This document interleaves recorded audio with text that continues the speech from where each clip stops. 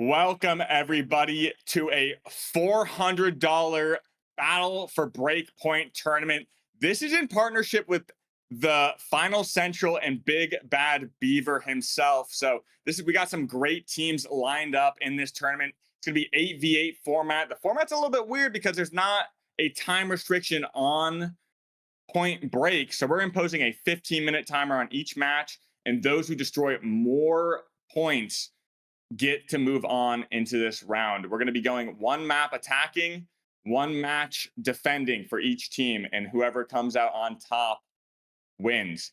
And also, make sure to check out the event info on apesquad.org on our website. We got the bracket, we got the tournament rules of the teams. If you want to root for a specific team, you want to figure out who they are, you go check it out on apesquad.org. We're also co-streaming on the Final Central and the Big Bad Beaver, so check them out as well.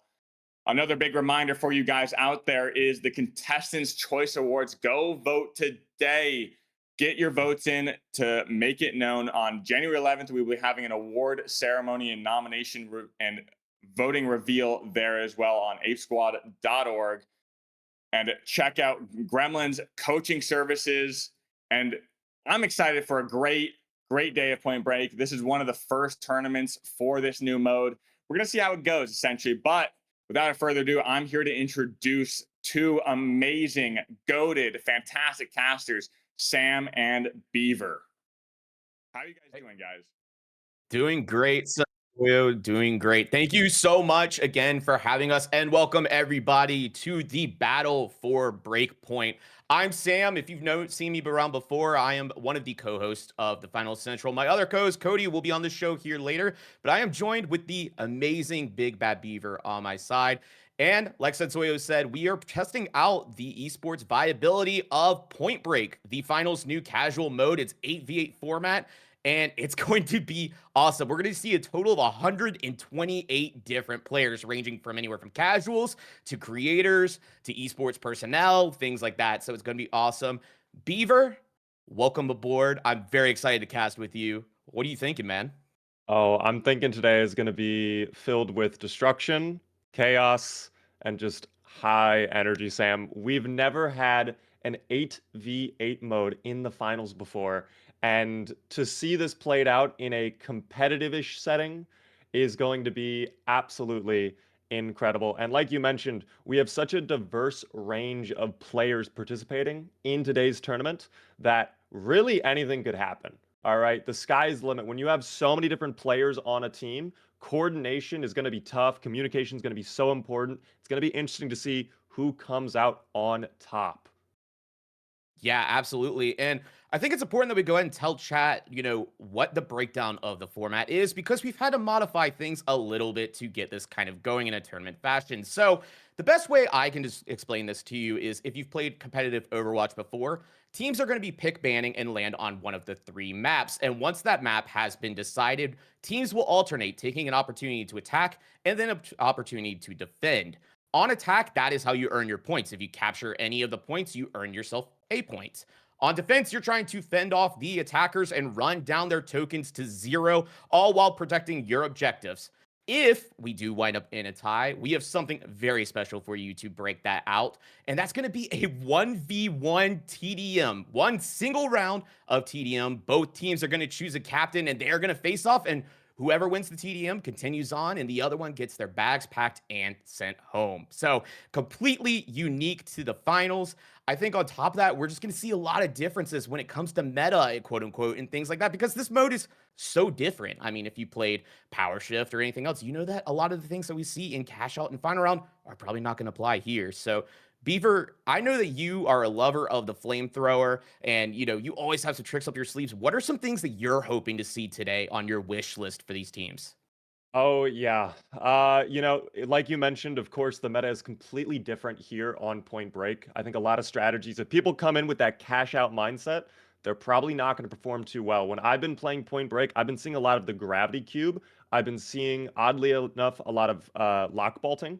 I've been seeing things like the riot shield come out. You've been seeing people with goo gun just cocooning up the entire giant cash out station. So a lot of different things at play. I also think gas is going to be something that shines here in this game mode. If you throw some gas mines on there, or if you know they're about to make a push and you just drop a gas grenade, that is going to buy you a lot of time, unless, of course, like you mentioned, someone is running the flamethrower or pyro grenades. Yeah, absolutely. One item in specific that I feel like I see a lot in this mode that's actually a bit underrated, and I never see it anywhere else, at least in competitive format, is motion sensor. I think on Point Break, it makes such a big deal because we've got 3 points typically starting us off, and they're very split across the map. And having that early detection to find out where teams are going to be pushing into to start their initial push, I think it's a lot of info for defender. And so, yeah, like you said, I think we're going to see a lot of things that we just don't see typically. Like you also mentioned, the cash out is fat. It cannot be really winched. It can't be manipulated in that fashion. So teams will need to get creative in order to move that cash out around and create stall opportunities with things like you said, gas, pyro, grav cube, for example. There's a ton out there, and I'm sure we're going to see a lot that we have not seen yet. Oh yeah, we might even see some hidden tech, quite frankly. Some of these players I know have been practicing a little bit, and they may have figured out a couple tricks that you and I have not seen before. So I'm excited for that. Yeah, absolutely. Well, our first match of the day, I believe, is going to be Team Joint Break against Team Final Boss. And Beaver, one thing you mentioned is that goo gun and creating a goo cocoon. And there's probably nobody better than somebody in this matchup, which is going to be on Final Boss with Ikazo. I'm sure he's also going to be running that Pyromine loadout that we see him run with the Deagles, but I am curious to see if he flexes onto something else that we don't normally see out of him. That's a good point. I mean, listen, Akazo, I'm sure everybody here has seen his play style. He loves using that goo gun. He loves also recently using grab cube. I've seen in his streams, which is really, really cool to see. But one thing I want to know is how will Joint Break perform? I mean, we have players like Waltz on that team, Young, Jorg, so many other incredible players, and a lot of people on the production side of things. So, what are they going to do to counter some of these well known players' strategies? Yeah, absolutely. I mean, I think also a mode like this, not being cash out, not being fine around, something completely new and fresh, does open the door for teams that would, on paper, in those modes, be kind of the underdog. Now, not to discount any team, in this matchup by any means, but it is cool. And I got it in me. I think that Waltz, Kelski, Young, and Strafes, and Burrito, and the rest of the squad might be able to pull this thing out. And I think it's going to be an awesome matchup to kick us off. It's also just our first time ever casting Point Break. So I think it's going to be cool to see how many fights are going on across pretty much the entire map space here. I'm sure it's going to be electric the entire time. One thing Oh, I do want to 100%. mention before we progress on real quick is after each series, we also will be doing giveaways for multi-buck codes. Thank you to Embark for providing those along to us and for supporting us for this event overall. Also, massive shout out to the gifted subs we see over in chat. We are on a hype train. It is going absolutely insane. Thank you to the Beaver Dam. Thank you to Ape Squad. You guys are absolutely killing it over there. And again, 5 gifted, if you haven't gotten it yet, does get you a bundle in the game. It's actually four gifted and 1 for yourself. So if you want to watch this tournament ad-free and you're not a sub of any of our channels just yet, make sure you do that so you don't get any ads and you don't miss any of the action. And on top of that, you get yourself some cosmetics if you gift 4 more. So there we go. It's a great point to Overall, bring up. yeah. Go ahead, Beaver. I was just going to say really quick again, I wanted to shout out that we are cross casting this across all of our different channels. Of course, the Final Central's live, I'm live, but of course, you can also watch on Ape Squad, their official channel right now. And going back into the tournament, talking a little bit more about the game mode itself. I personally am really excited to see how will these teams play when it comes to defense, because from the public matches that I have played, Sam, it seems like typically players will either just give up 1 or even 2 of the points and focus all of their efforts on just one single objective. And then it becomes just a stonewall 8v8 team deathmatch. Who will finally knock over the dominoes? Yeah, I definitely agree with you. And that is pretty much my experience as well playing Point Break, especially here out the gate. It's very, I don't want to say easy, but there is definitely an opportunity to get you some points very early on the board, especially with those first 3 points. And that's kind of going back to that motion sensor I was talking about. That's a gadget I would never talk about in a competitive standpoint. But here, I think that early detection is going to create a lot of opportunities for defenders to get some coins off the board very, very quick. On top of that, on the topic of coins, those are very precious resources, and revives are going to be so important compared to other things. A lot of times teams, will go ahead and coin in and get themselves back into the fight, but every single coin matters here. So don't be surprised if you see players sitting there waiting on the respawn screen for an extended amount of time while they wait for their team to come over and defib. It is going to be a completely different cycle of action than what we've been used to here in the finals. Yeah, and a great point to bring up too is, as you mentioned, when a revive does come out, they do gain back a coin. So that is how the attackers are going to be able to stay in this fight for long. If things aren't looking too good, they can pull back, try to get those reses, and keep themselves going and attack in a different direction. Defenders have no issue on the coins. They have infinite respawns. They can respawn as much as they want. So I think what we're going to probably end up seeing is defense probably won't bring as much support as attacks. I would be surprised if we see a lot of defibs coming out from the defenders. I think some players on medium are going to opt to just bring extra mines or other type of gear rather than defibs. Like maybe we'll probably see the turret come out as well as a spec over the heal beam. It just depends on what these players are feeling and what they've chatted up about. Yeah, absolutely. I mean, that is a great point, actually. I think for once, medium won't be locked to a defib, especially on defense. Yeah, I think defense is definitely going to be a frag out. We've got some heavy hitters here, especially when it comes to the kills department in this tournament. And I know some of these players, for example, I saw Uni post a video 2 days ago dropping 73 kills in a breakpoint match, which, first of all, are you kidding me? That's insane. I'm curious to see if we see some more of that, but also when we start to see a lot of these top tier teams that we know can shoot, we know they got the mechanics, I mean, just ironed out more than anybody else. How much of a difference does that actually make versus strategizing? I'm very curious to see how it, plays out into the overall picture. Planning is the key. Execution maybe is the lock. That maybe is a good metaphor. I don't know. On the topic of players though, I do want to shout out a couple other players I saw signing up for this event and we might see later on in the tournament. For example, Joe Wosif I see is going to be playing. I loved casting over Joe Wosif in the Sunday Pug Days. I see that Rodden is going to be joining us as well. You mentioned we have heavy hitters in the clan. Is there anybody you're looking out for in particular, Sam?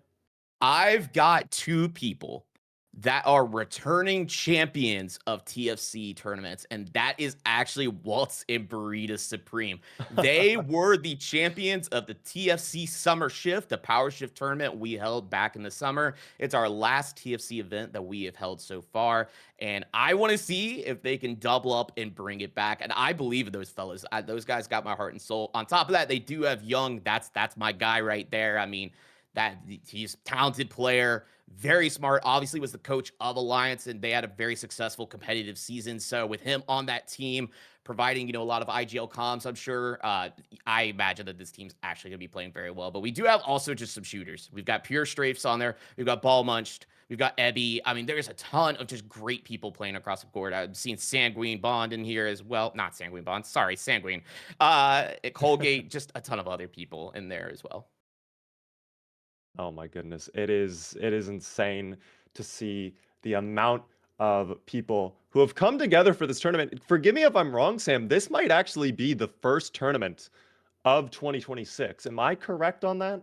I think you're right, and I don't want to discredit if anybody else has ran one, but I think you are right. But I will say it's the largest. 128 players. Insane. Insane that we were able to get this thing together. And I do want to give a quick shout out before we jump into our first match again, just to Beaver and Ape Squad. I mean, we all met for the first time in person at the Grand Major. We heard about this mode. And we immediately said, let's get it going. Let's get a tournament to start the year off on this mode. And here we are. It's come to fruition. And it is, again, the finals, biggest event of 2026 so far. Oh, we can say that without a shadow of a doubt. Guys, this is the biggest thing ever in the finals for this year. Okay, so hype it up. We're going to be jumping in to our first game in just a little bit. Again, it's going to be the joint break versus the No Kings. Are we excited for this, Sam? Yeah, I am stoked. I'm just finally excited to see how this battles out. I mean, 8v8 is going to be absolutely insane. And it does sound like we do have our maps underway. Let's go ahead and take a look and see at what we're going to be playing here. Okay. Ooh, Sam, it looks like it's going to be Cis Horizon for our matchup today. What do you think about Sis Horizon on Point Break? This Horizon, very neutral map. I am surprised that this might be the map. Bernal is one that is very defender heavy. So interesting to see teams that are banning this out. I will be curious to see if there winds up being kind of a map pick meta here. But overall, it's going to be awesome. Sis Horizon has a lot of predictable destruction, mainly because not a lot of rubble going on. Things kind of just evaporate into the air, which I think is going to actually create a lot of unique stall opportunity that doesn't happen on the other two maps in our pool. So overall, I'm very excited to check this out. 100%. I think it's going to be very exciting to see them tear up Sis Horizon. I think the start of Sis Horizon 2, with how the objectives are laid out, seems pretty balanced in my mind for both sides at least. So it's going to be interesting to see, does that change up any strategies? Will they make any sort of plays that maybe will benefit certain parts of the map, for example? Yeah, I'm definitely curious. I'm curious to see what kind of stall opportunity there is. Like I said, with being able to manipulate floors a little bit easier, they're easier to destruct. I feel like you don't have to worry about rubble, like I said, falling onto it. So I think it's going to create a lot of opportunities here that we probably won't see on the other maps. But here we go, loading in now. And this is just insane to see this many players loading into the lobby here on the wait screen. Oh my goodness, Sam. It doesn't even feel real in a way. It doesn't even feel real. Looking at this, looking at the scoreboard right now, I mean, this is going to be so stacked. I cannot even wait to cast over this, dude. I want to just jump in now. Yeah, well, unfortunately, we do have to wait 6 seconds. Scotty's getting his final round checks in, but we're about to get this thing kicked off here. And I am curious to see what team we actually have on attack first. I'm not sure, but they are dripped out in the Ozpoos drip, and it's gonna be interesting nonetheless. It actually looks like it's going to be Pure Strafe and Young and Waltz teams, the joint break. They're going to be attacking first. We may have a technical issue, though. We might have a player who's failed to connect in to the match, unfortunately. Yeah. We'll have to wait and see if the admins step in there.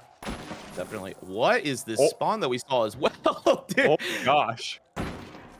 Okay, I think we are going to be remaking the lobby. We did see the camera cut in and immediately spawn players into each other. So, once again, testing the competitive viability of Point Break, but it's going to be a good time nonetheless. Hey, but Pure Strafe's getting this cap.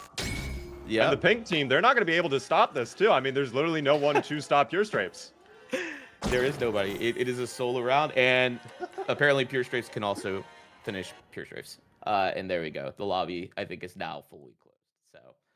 So, yeah. So while we wait to get this all remade once again, I don't think we really saw a lot, but we do actually have a sneak peek on the team loadouts real quick.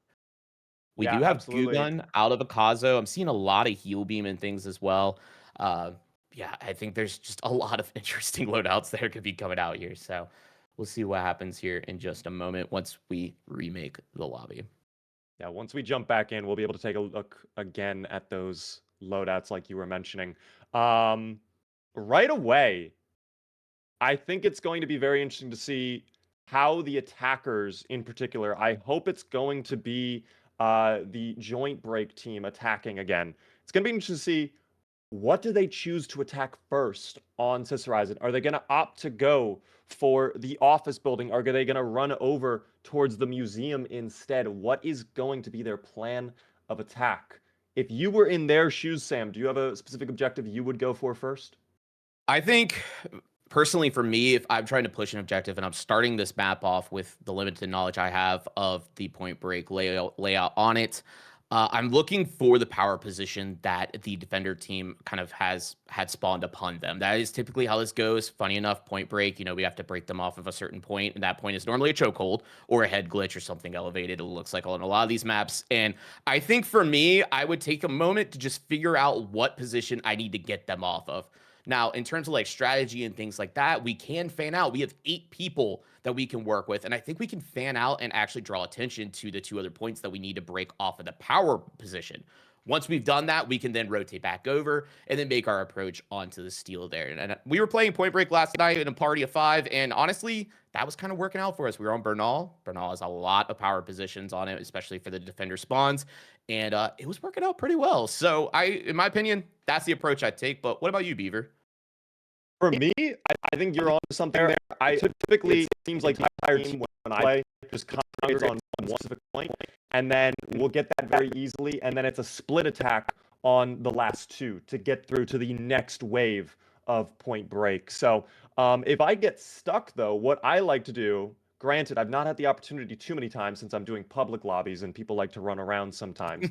But if I can coordinate, if I have a full squad, what I like to do is I like to send like 2 or 3 people off to one point and then be a bit of a distraction, get some kills over there. And then they duck back over to the second point.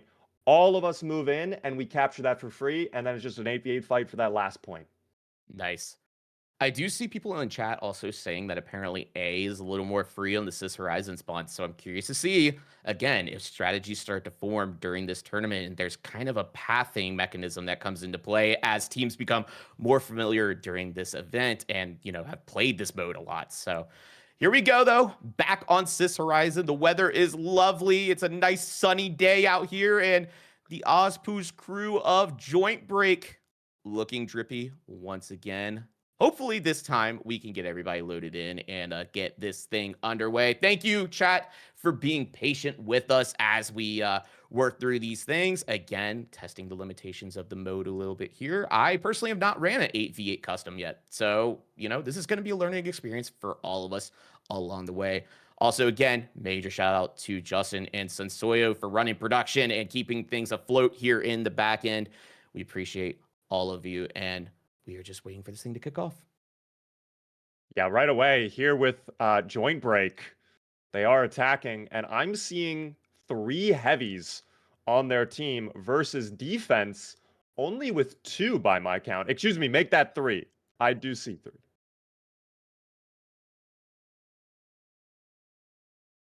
It looks like we may have another technical difficulty, but I can see at least a POV from somebody, and it does look like the match at least is getting underway from now. We'll keep you posted on if we do need to remake once again, but as of right now, we are starting off here.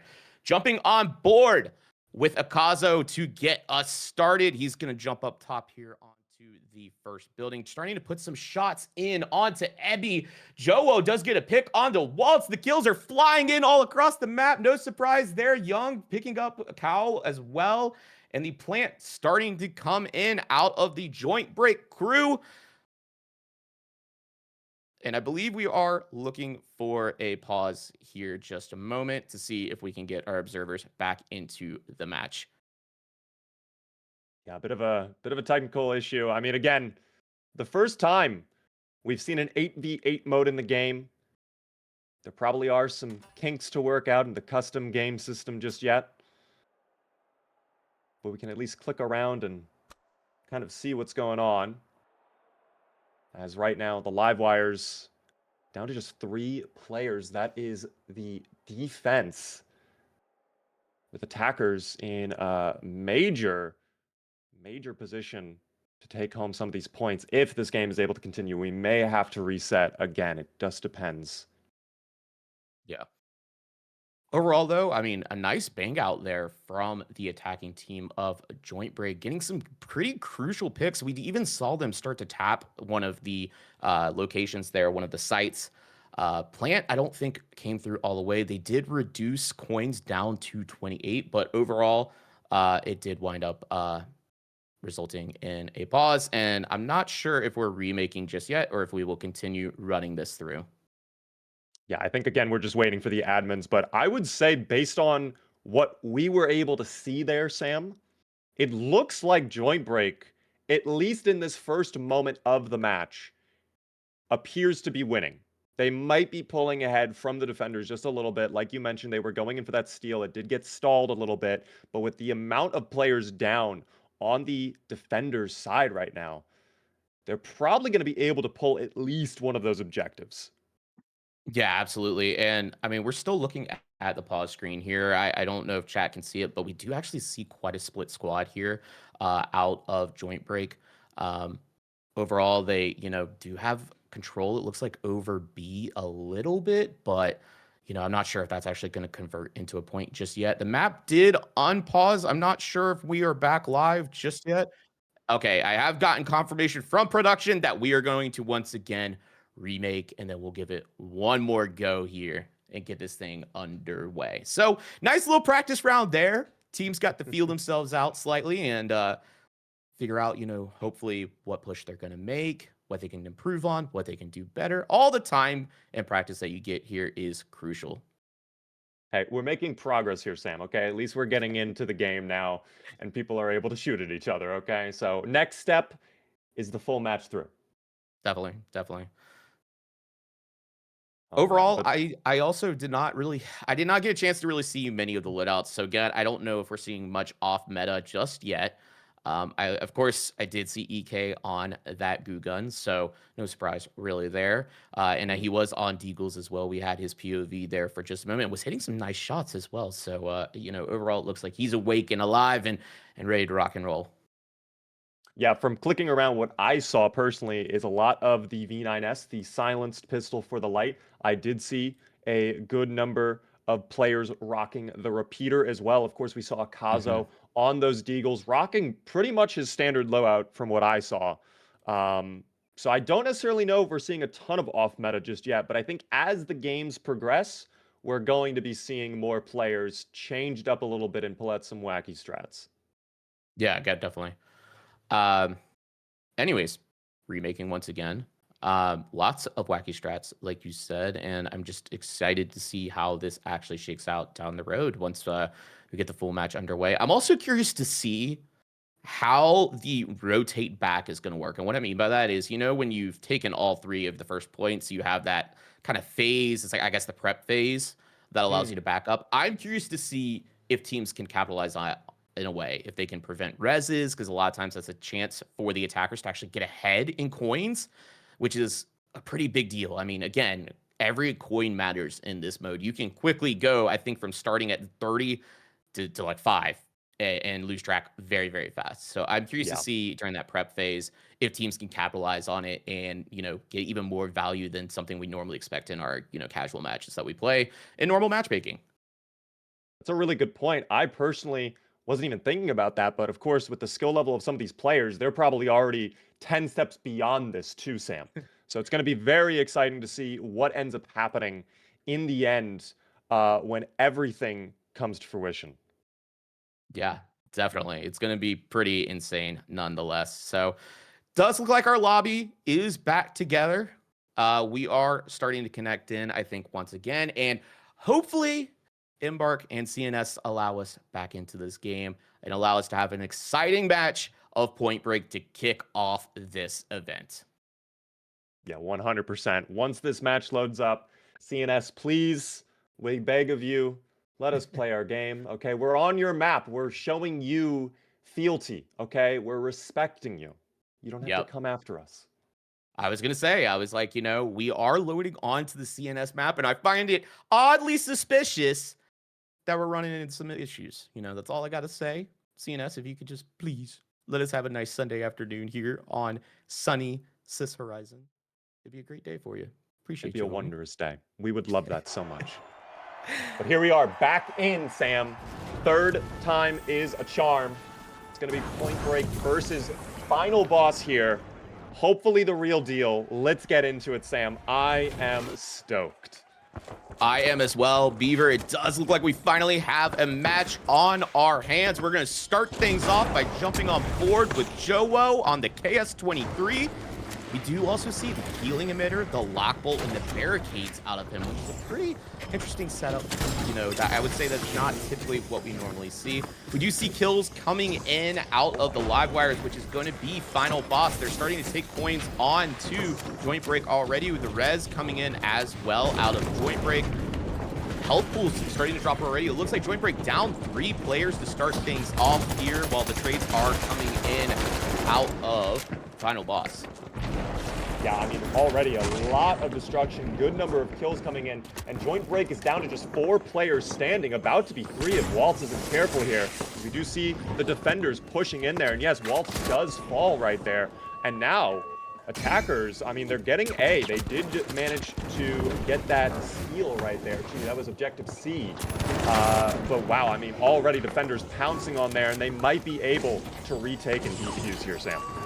Yeah, absolutely. And this is a big deal to actually point out here, is that attackers kind of have an advantage when it comes to working with the objective. The arm time is significantly faster than the defuse time. I think it's something like 7 for attack and 10 for defuse or something like that. Those numbers may not be totally correct, but the attackers, if they can manage to get the plant onto these sites, it does work out a lot more in their favor and make things just a little bit more balanced for them to defend. But we are seeing shots continue to ring out here. No kills coming in just yet. Those mediums doing absolute work, keeping people alive and healthy here, as we do have a lot of neutral fight. Just a lot of shots going in. The box is getting dropped, and we are seeing the attacking team start to kind of make an approach here. They might try to go for a plan. We see it's flashing red as the push is coming in. Does the flip happen? No, it does not connect. But we do see objective B is actually starting to be stolen as well, and this is what we're talking about, where teams are going to fan out and draw attention to other points in the map. And look at where that cash out is. That is just out in the open, Beaver. Oh yeah, I don't know if you saw earlier, but Joe Wosub was actually using the heal ball and the lock ball to actually pull the vault off of that museum point.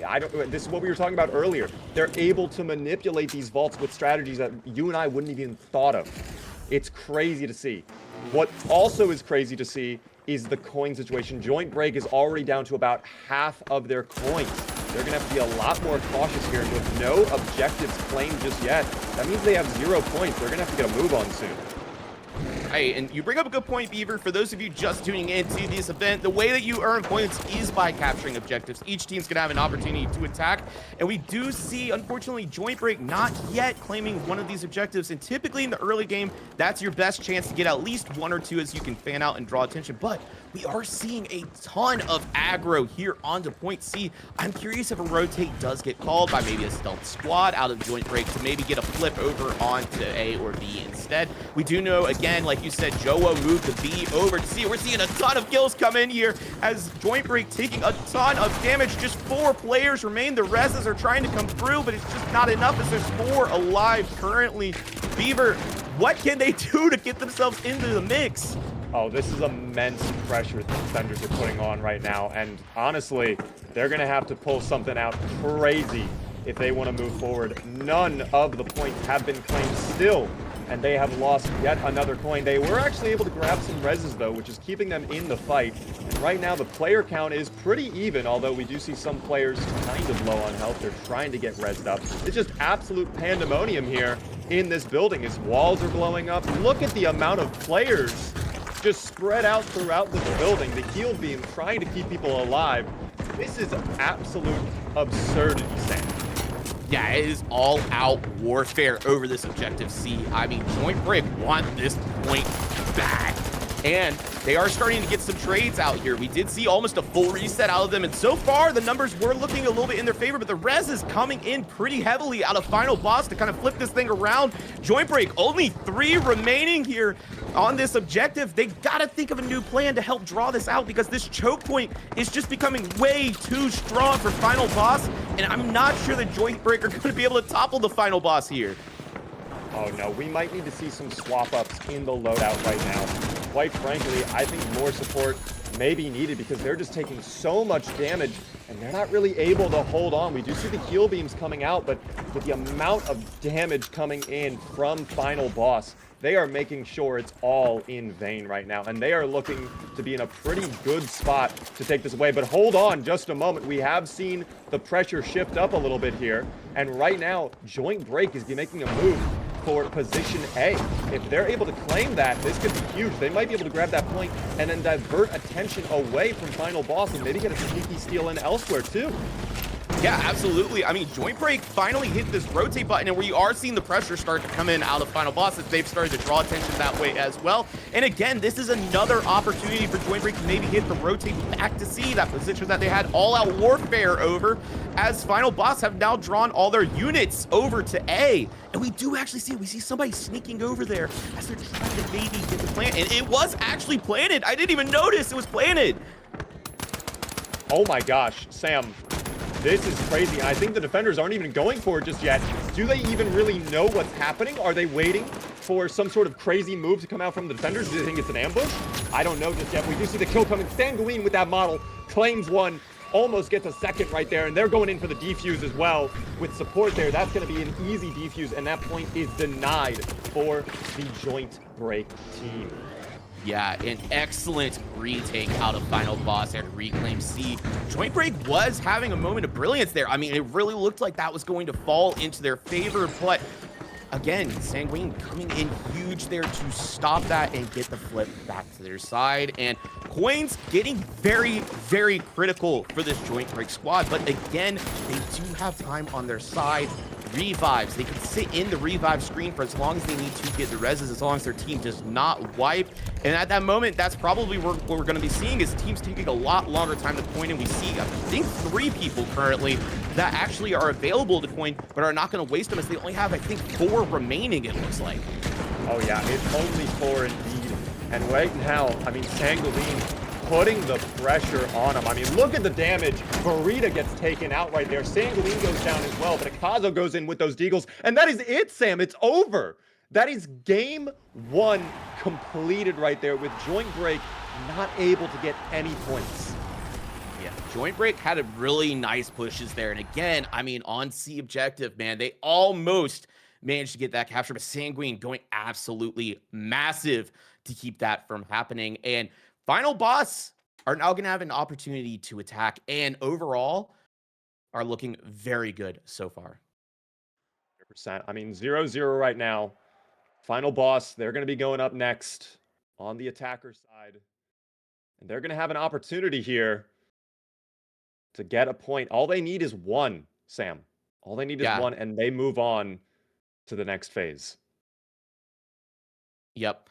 And that's the thing. Again, chat, if you are just tuning into this event, we're kind of shaking things up. You know, there's no competitive rule set just yet for Point Break, but what we're doing is essentially teams will have an opportunity to attack and defend. And the way to earn points is through attacking. Every objective you capture, you earn yourself a point.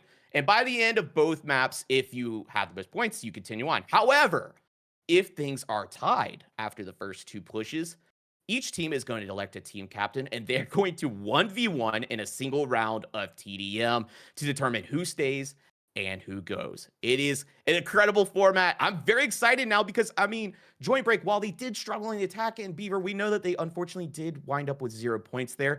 They do have the opportunity here to hold Final Boss and make sure that they don't get a point. And if that happens, they can elect their champion to go forward and fight in a TDM to continue their tournament life. Yeah, I really want to see them stay in this. I want to see us go to that breaking point 1v1 team deathmatch. That would be incredible. Honestly, Sam, if we get to that moment, who do you think is going up from each team? Because for me, I think they're probably going to put Sanguine up. They got to put him on with the amount of damage and kills he was able to get last game. And then on Joint Break, honestly, maybe Young goes up. I don't know. I was going to say, I think Young is definitely the pick. I will say, though, I mean, Ballmunch, Jorgs, or Strafes, I would not be surprised by either of them as well. I do think probably Young. I would say maybe second pick would be Ballmunch. Good point.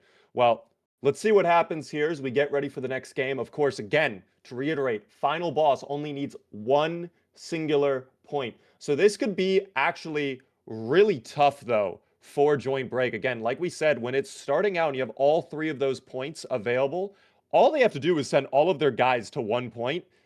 And if Joint Break spreads out to defend all of them, it might be too much. Yeah, exactly. And like you said, they only need 1 point. If they manage to detonate any of these sites, the match is done. They have won. They progress on. That is it. You know, there's no further opportunity. There's no overtime. It's all to play for right here, right at the start. Yeah, we're going to be jumping in just a moment here. I'm hearing that we're loading, and in fact, yes, finally, here it is. This is a big moment for Joint Break as they take their turn defending now. They've got to hold on for dear life.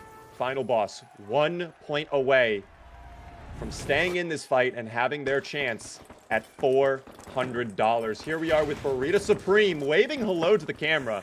They're excited. They're happy to be here, Sam. They're just happy to be here. And now, right away, Final Boss 2 charging in. Look at them from the side. We might see exactly what I was thinking would occur. A full-on assault at position A. Yeah, absolutely.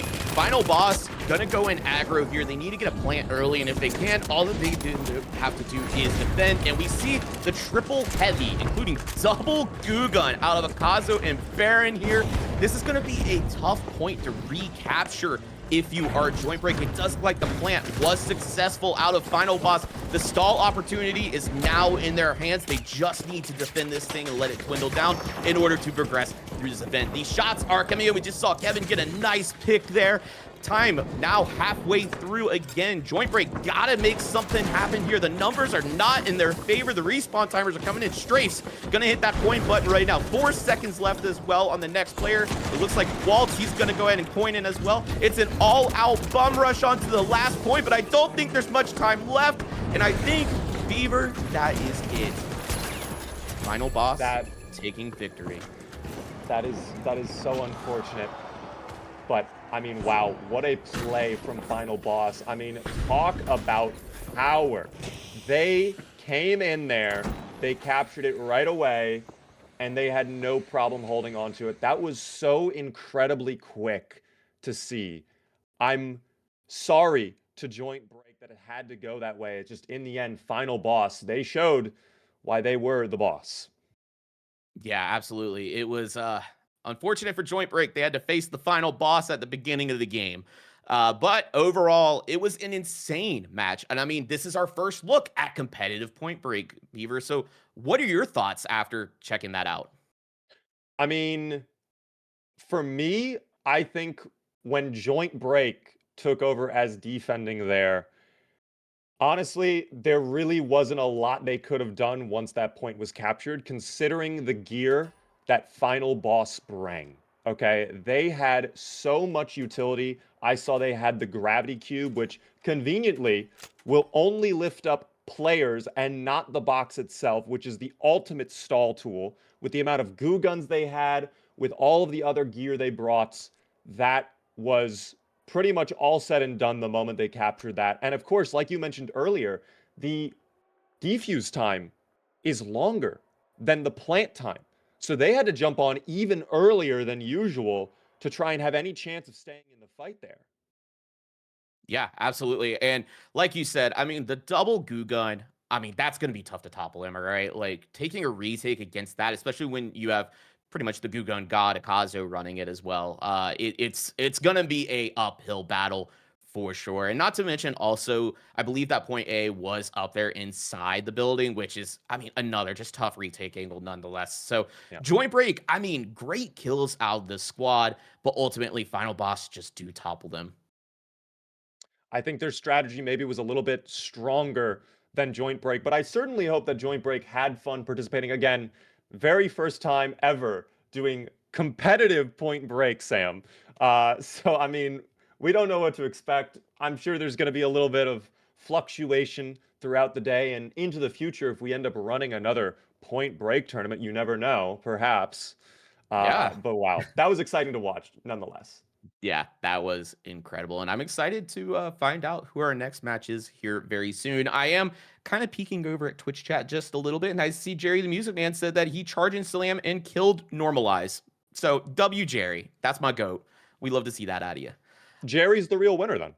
Yes, Jerry is the winner. And as we have finished our first series here on the stream, that means we've got a $5 multi-buck code ready to go for somebody in chat.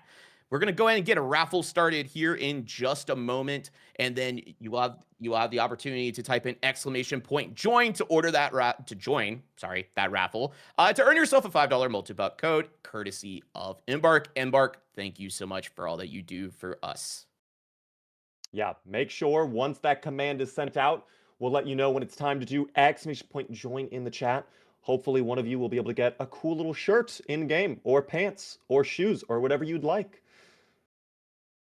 And there it is, !join in the chat right now, guys. You have a limited amount of time to enter for this giveaway. Only one winner will come out with that multi-buck code right now, but of course we will be doing more in the future, so don't feel too bad if you don't win this one. Exclamation point, join in the chat. Time is ticking down. Who will end up winning this amazing gift card? I certainly hope it's someone who truly deserves it. Absolutely. Gonna get themselves some nice drip from the multi-buck store. Beaver, if you were given a $5 code, what would you buy? I would save that multi-buck code and I would buy the shark outfit, all right? Because Mm, I think the shark outfit is hilarious and I like it. that is true. The Ned Strike skin set is your classic, I feel like. I feel like that's all I've seen you in. You I are like the shark that. god. I like playing as the shark. I like playing as the little alien Zooplar. I put on his little Namatama sweatshirt and he's got his little flipper feet out. He keeps it, keeps it free. Yeah, absolutely. Yeah. I mean, I'll tell you what, they've been dropping some fire cosmetics also here in the winter season, a lot of cozy sweaters and things like that. So that's probably what mine would go to. But yeah, but it does look like the raffle is over. We are going to roll it now, I believe. Just looking at chat to see. Oh, Kick Gay Puffs, I believe you have won the giveaway. Congratulations.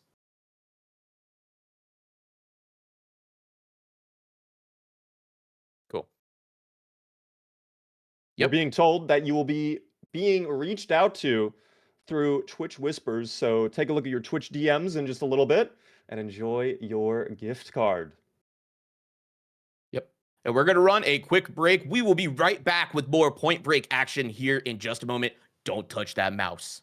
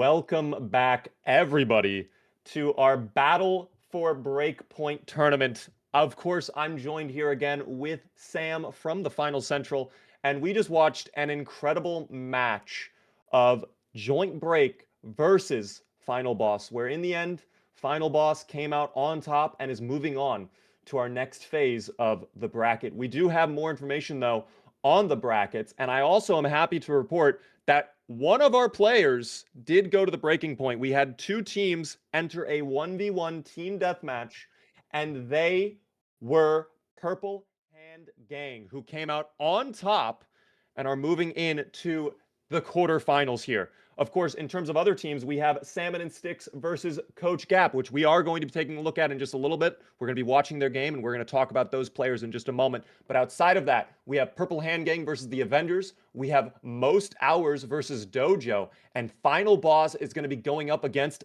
Big and Round. Yeah, absolutely. We have an absolutely stacked lineup that we're going to watch. It's going to be an absolute bang out between Salmon and Sticks and Coach Gap. Salmon and Sticks being championed by T-Mills and followed up with, of course, the ever so talented Gremlin, Slothy, Busy, Varian, Not Bubba, Stu J, Uni. If you watch the pro scene at all, you know who these guys are. I mean, this is going to be some shooters in the lobby.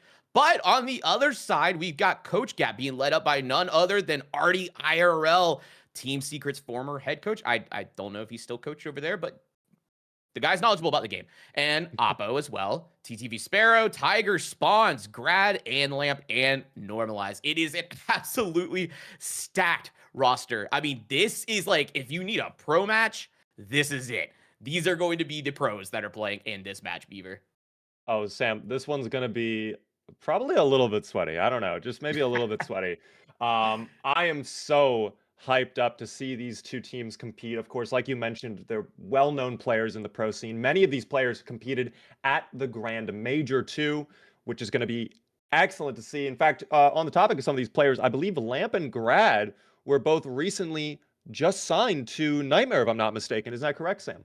That is correct. Out of yesterday, they have now signed with the TGM 25 winning org Nightmare, and they are now picking up Lasagna as their medium. So slightly new roster, but two guys who, were on Space Station Gaming sticking together for the 2026 season. It's going to be very awesome to watch them once the competitive season starts back up here soon.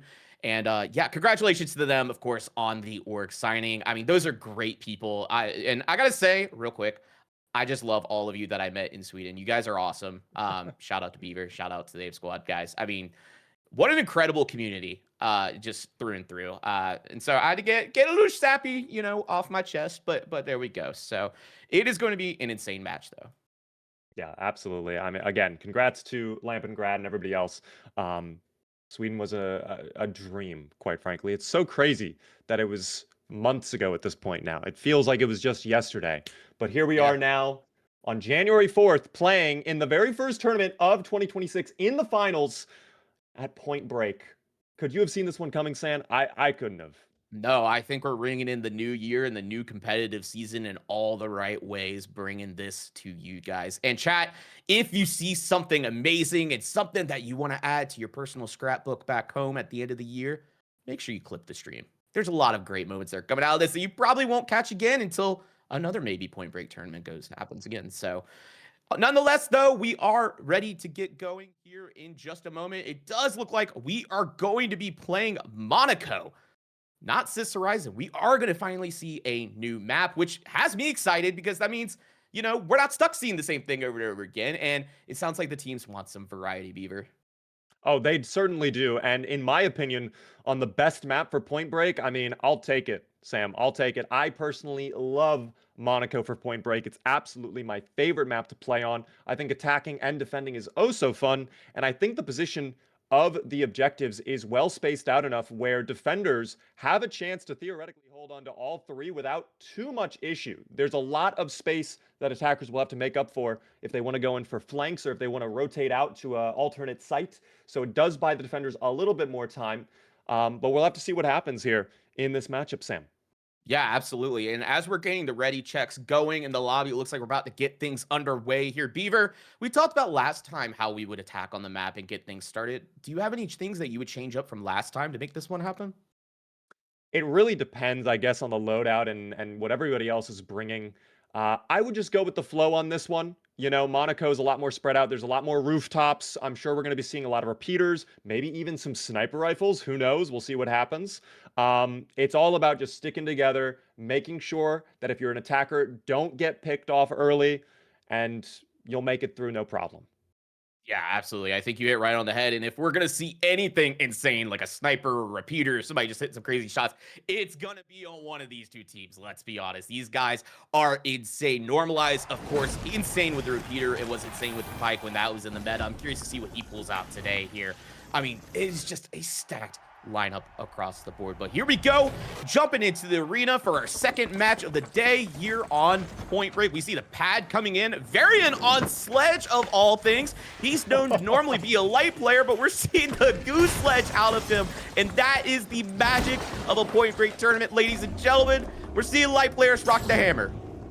Oh, yeah, and look at that. They were already setting up for a little bit of a rotate there. We do see a lot of pressure, though, on Objective Alpha, and a steal is going in. They are going in for the plant, and with that dome shield down and the defenders not really seeming to want to push, they could have stuck that, but instead they opt to hop off. Well, actually, no, excuse me. They did stick it. They do get that plant, and now the defenders have to retake here. Apo, though, pushing in with that M60, and the defenders have to go in for Objective A. B and C have not yet been touched, and they are trying to hold on to this objective for as long as possible, get that explosion. There goes the defense, though. The defuse was going in. They do manage to get that kill, but there's the trade out. And Stu J is gone. Yeah, Coach Gap looking absolutely on fire here. We are seeing the shots ring out from Salmon and Sticks. They are getting some really big picks here, but overall, that does look like a point is going to go to Coach Gap. Ladies and gentlemen, our first point on the stream is here for Coach Gap as they go up 1-0 again. Every point that the attackers captured, that is a point for them, and we're going to run it back with Salmon and Sticks on the attack. But here we go, jumping on board with Apo now. He does go down, unfortunately, to Gremlin. We do see C getting worked out into field. This is a nice defensive play out of Salmon and Sticks. Gremlin going absolutely massive again, does pick up Lamp there, but he does go down to Cafaneo. Beaver, what can they do to help secure more points on the board? I mean, getting one already is a pretty strong start. They still have a lot of coins to play with, 23 in total. So honestly, I think they're looking in a pretty strong spot. I do see that it looks like one of the objectives was pushed out pretty far into the open here. So that might make things a little bit more challenging for our attacking team here. We'll have to see what happens as we get further on into the match. As we see from the wide angle, though, it's just a complete battle across the map. There's T-Mills on the repeater, like we mentioned earlier. Probably going to be seeing some incredible headshots, and in fact, we do have a target in their sights. That's one of the defenders going in. They get brought down to about half HP. The mesh shield doesn't save him. Apo is taken out. Might get a double from T-Mills. We'll have to see what happens in the kill feed there. As a steal is going in, a plant is being made right now. It's Cathino trying to get some kills taken out early, though. Yeah, absolutely. And we did see the nice push attempt there. It looked very coordinated with RD trying to get on the flip there, but ultimately did go down. We do see Coach Gap losing their lives. Only 3 remaining currently, but the res does come in onto Cafaneo. Currently 4v8. I can't believe I'm even saying that, but jumping on board now with T-Mills again. We know that this guy is capable when it comes to these long-range weapons. Does get a nice pick on the normalized. Down he goes. Apo going down as well to Gremlin. Coach Gap kind of in a little bit of a blender here as Salmon and Sticks just absolutely frying this lobby. Yeah, in fact, looking wide angle here too. I mean, we're seeing a ton of kills. But one thing I'm also noticing is these objectives are kind of close to each other. I mean, they're both out in the open, and I think what's going to end up happening is the defending team, Salmon and Sticks, they're going to be taking advantage heavily of the speed wall. I mean, look at that. They have a nice little glue wall set up. They're using head peaks. They're getting a ton of damage and a ton of value from this height advantage they are holding. So if I was on Coach Gap, honestly, I might be making a swap, have 2 of my players go heavy, pull out sledgehammers, pull out charge and slam, bring down that building if they can. Yeah, absolutely. We saw another steal attempt going in out of Coach Gap. The steal does start here. It is now under control of Coach Gap, but they have to defend it here. And Salmon Sticks looking like they're making a great push here to help defend their box. Uni does pick up Normalized. Sparrow does get Not Bubba.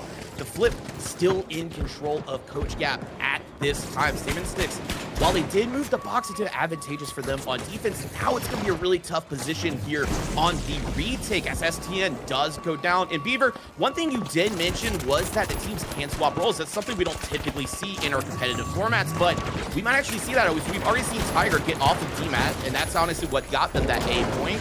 And now he's on moving to help keep the team healthy and alive.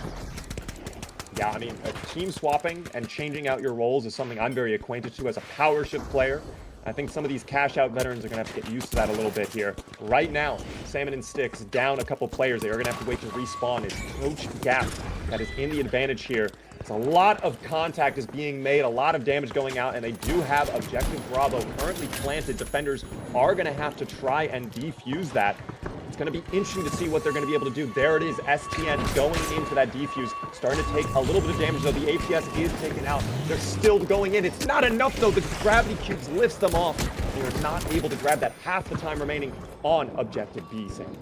Yeah, absolutely. This Objective B is insane that we're actually seeing so many flips on it. I mean, it is in not the most advantageous position for teams trying to go for flip, and the flip does come through again. Salmon Sticks somehow defending this point, and Coach Cap now in critical position with only 5 coins remaining.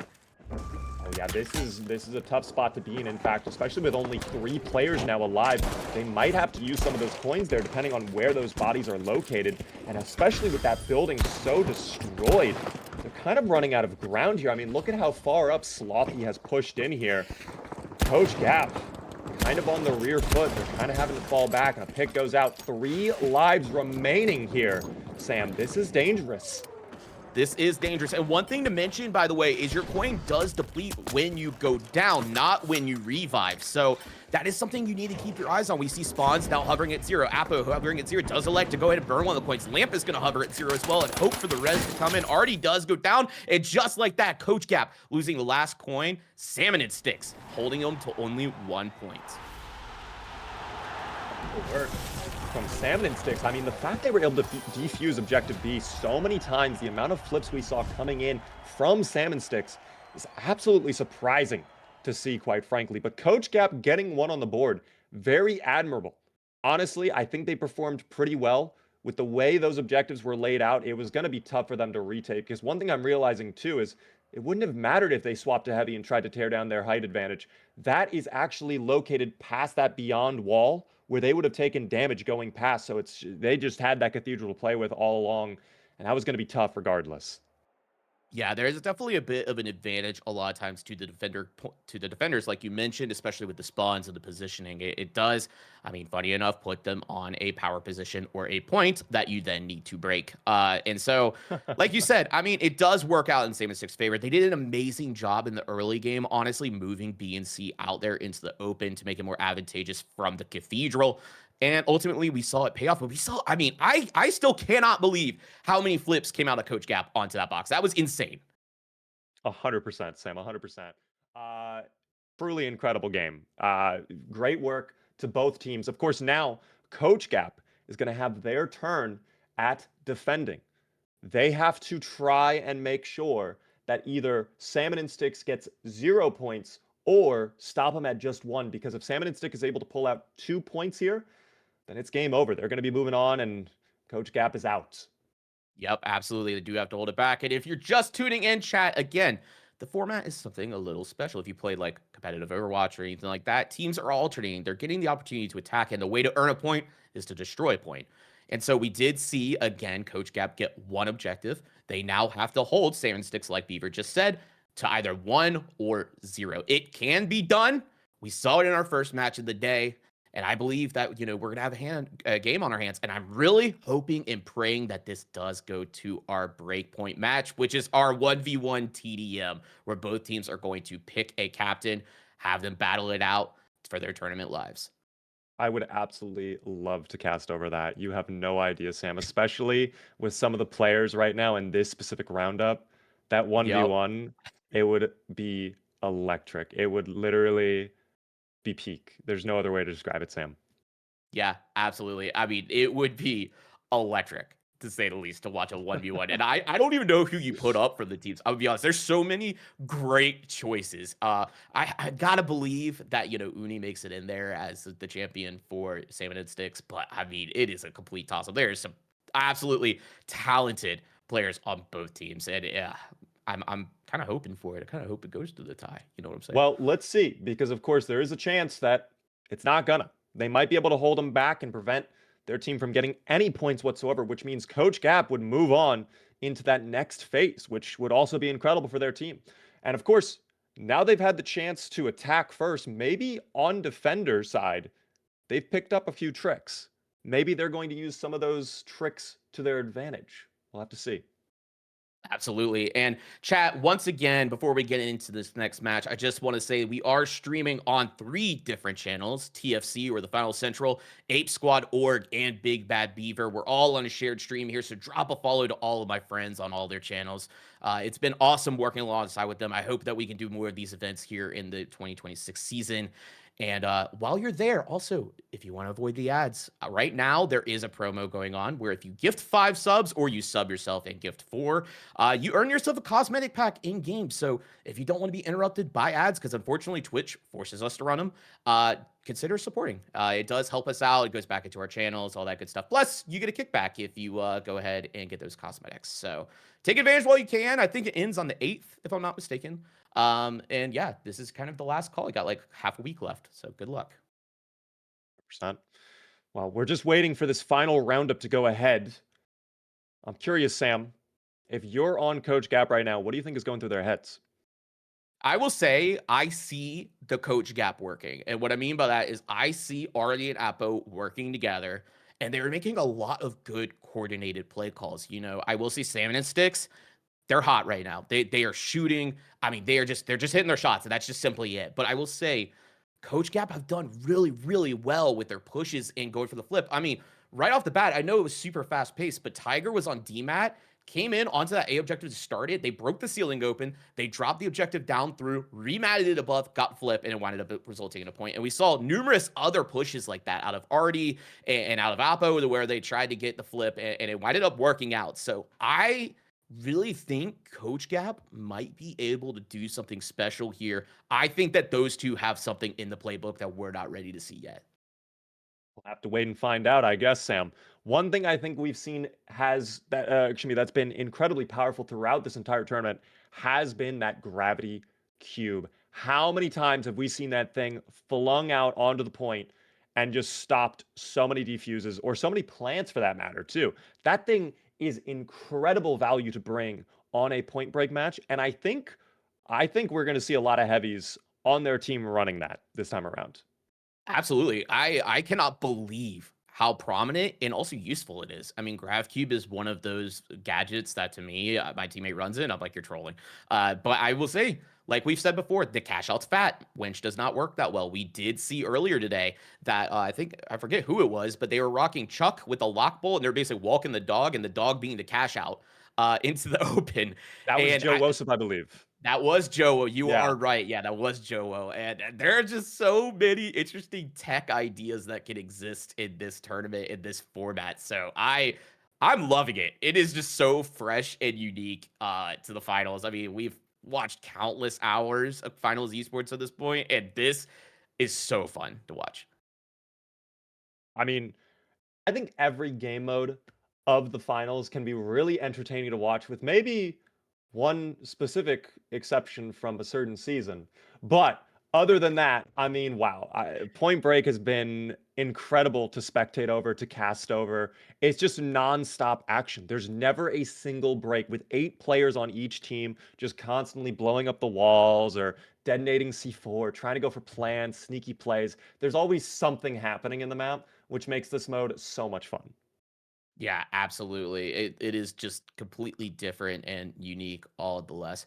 I do see people in chat while we're waiting for this match to get underway asking about drops. I do think drops ended, if I'm not mistaken, for the finals. But if not, drops are enabled for all 3 channels. So as long as you're here and they exist. You are earning them just by watching. So make sure you have the stream unmuted. If you are AFK and farming some drops, make sure you have the tab muted, but not the stream. Otherwise, you will not get progress on your drops. I guess on the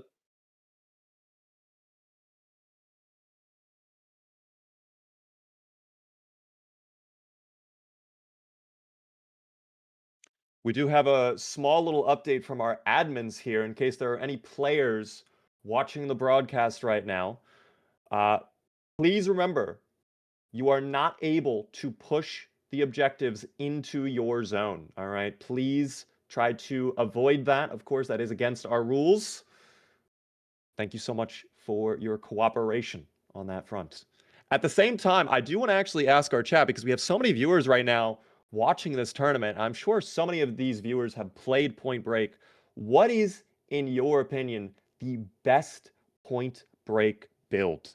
What do you like to run in Point Break? Because for me, I've actually been mixing it up a lot. I was recently doing a medium, just like full-on support medium, where I brought Riot Shield, I had Heal Gun, APS, I had those motion sensors like you were talking about, and I had the defibs, and I was just making sure our team stayed alive the entire time. And a role like that, if you're not able to aim, you can still support your team in other ways.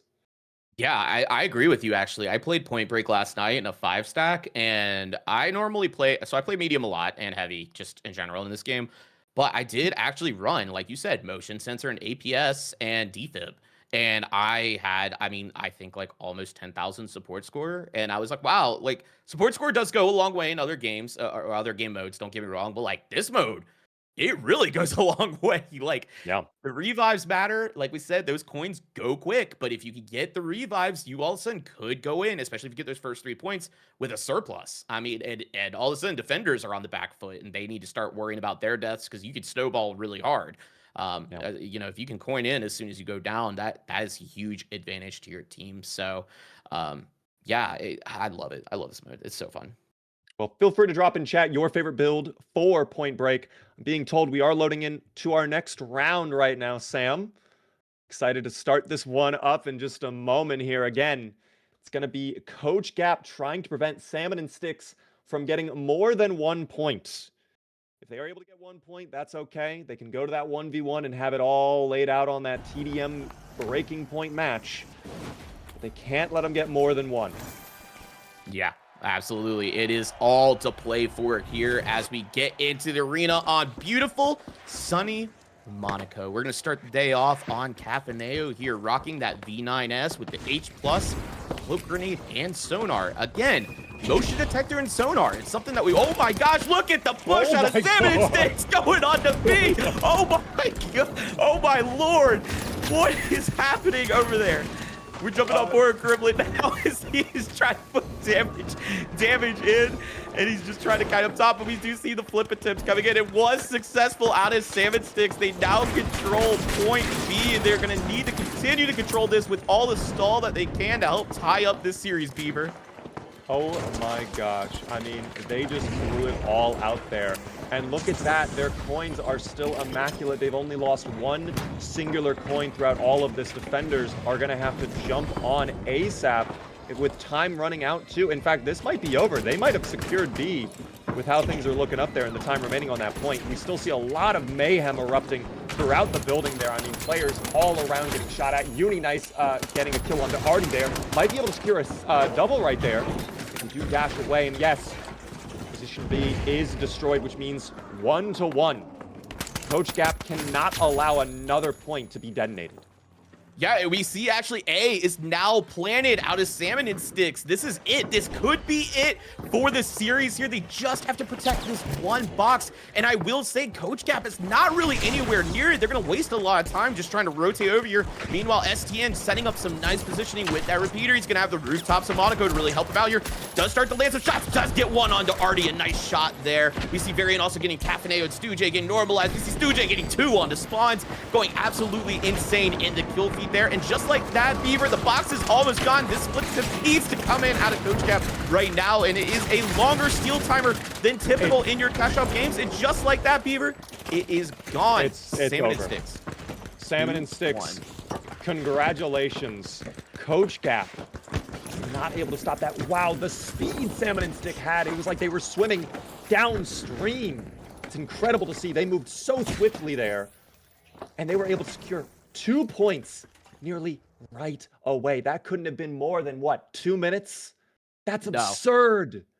That was an insane push out of them. I mean, we saw the entire army dive B immediately. I mean, outlines literally got turned on and I about fell out of my chair. That's how many people were pushing that at the same time. Insane push out of Salmon Sticks. And nice plays out of Coach Gap as well. I mean, what an exciting match, right?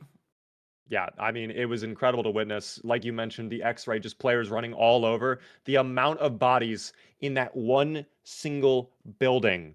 I'm surprised it didn't just crumble by the weight, okay? There were so many people in there just blowing things up. It was incredible to witness. But unfortunately, we do have to say goodbye to Coach Gap now. As Salmon and Sticks, they were able to get those 2 points. They needed that to move on. And wow, what a powerhouse they were, Sam.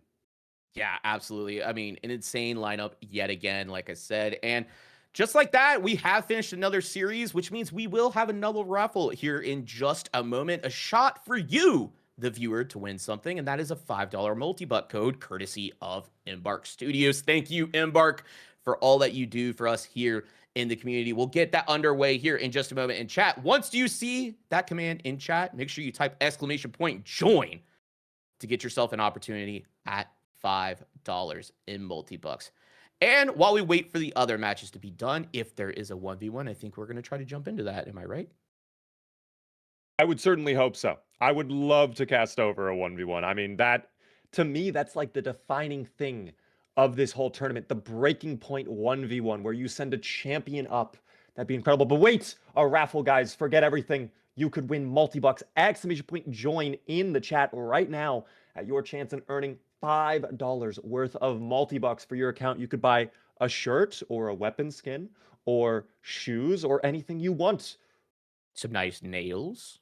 Some nails, yes. Some sweaters. There's a bunch you could get. Yeah. Yes. And there's always stuff dropping along the way, or you could be like Beaver and you know, compound your investment so you could get the Ned Strike skin. That, yeah, I go. They love, take it from me, Sam. They love to hate on a shark with motion. All right, they really do. They do. No, you are right. You are so right. Especially when you just run in the flamethrower with the pyro mines and you worm them inside, right? You worm them. You gotta worm them.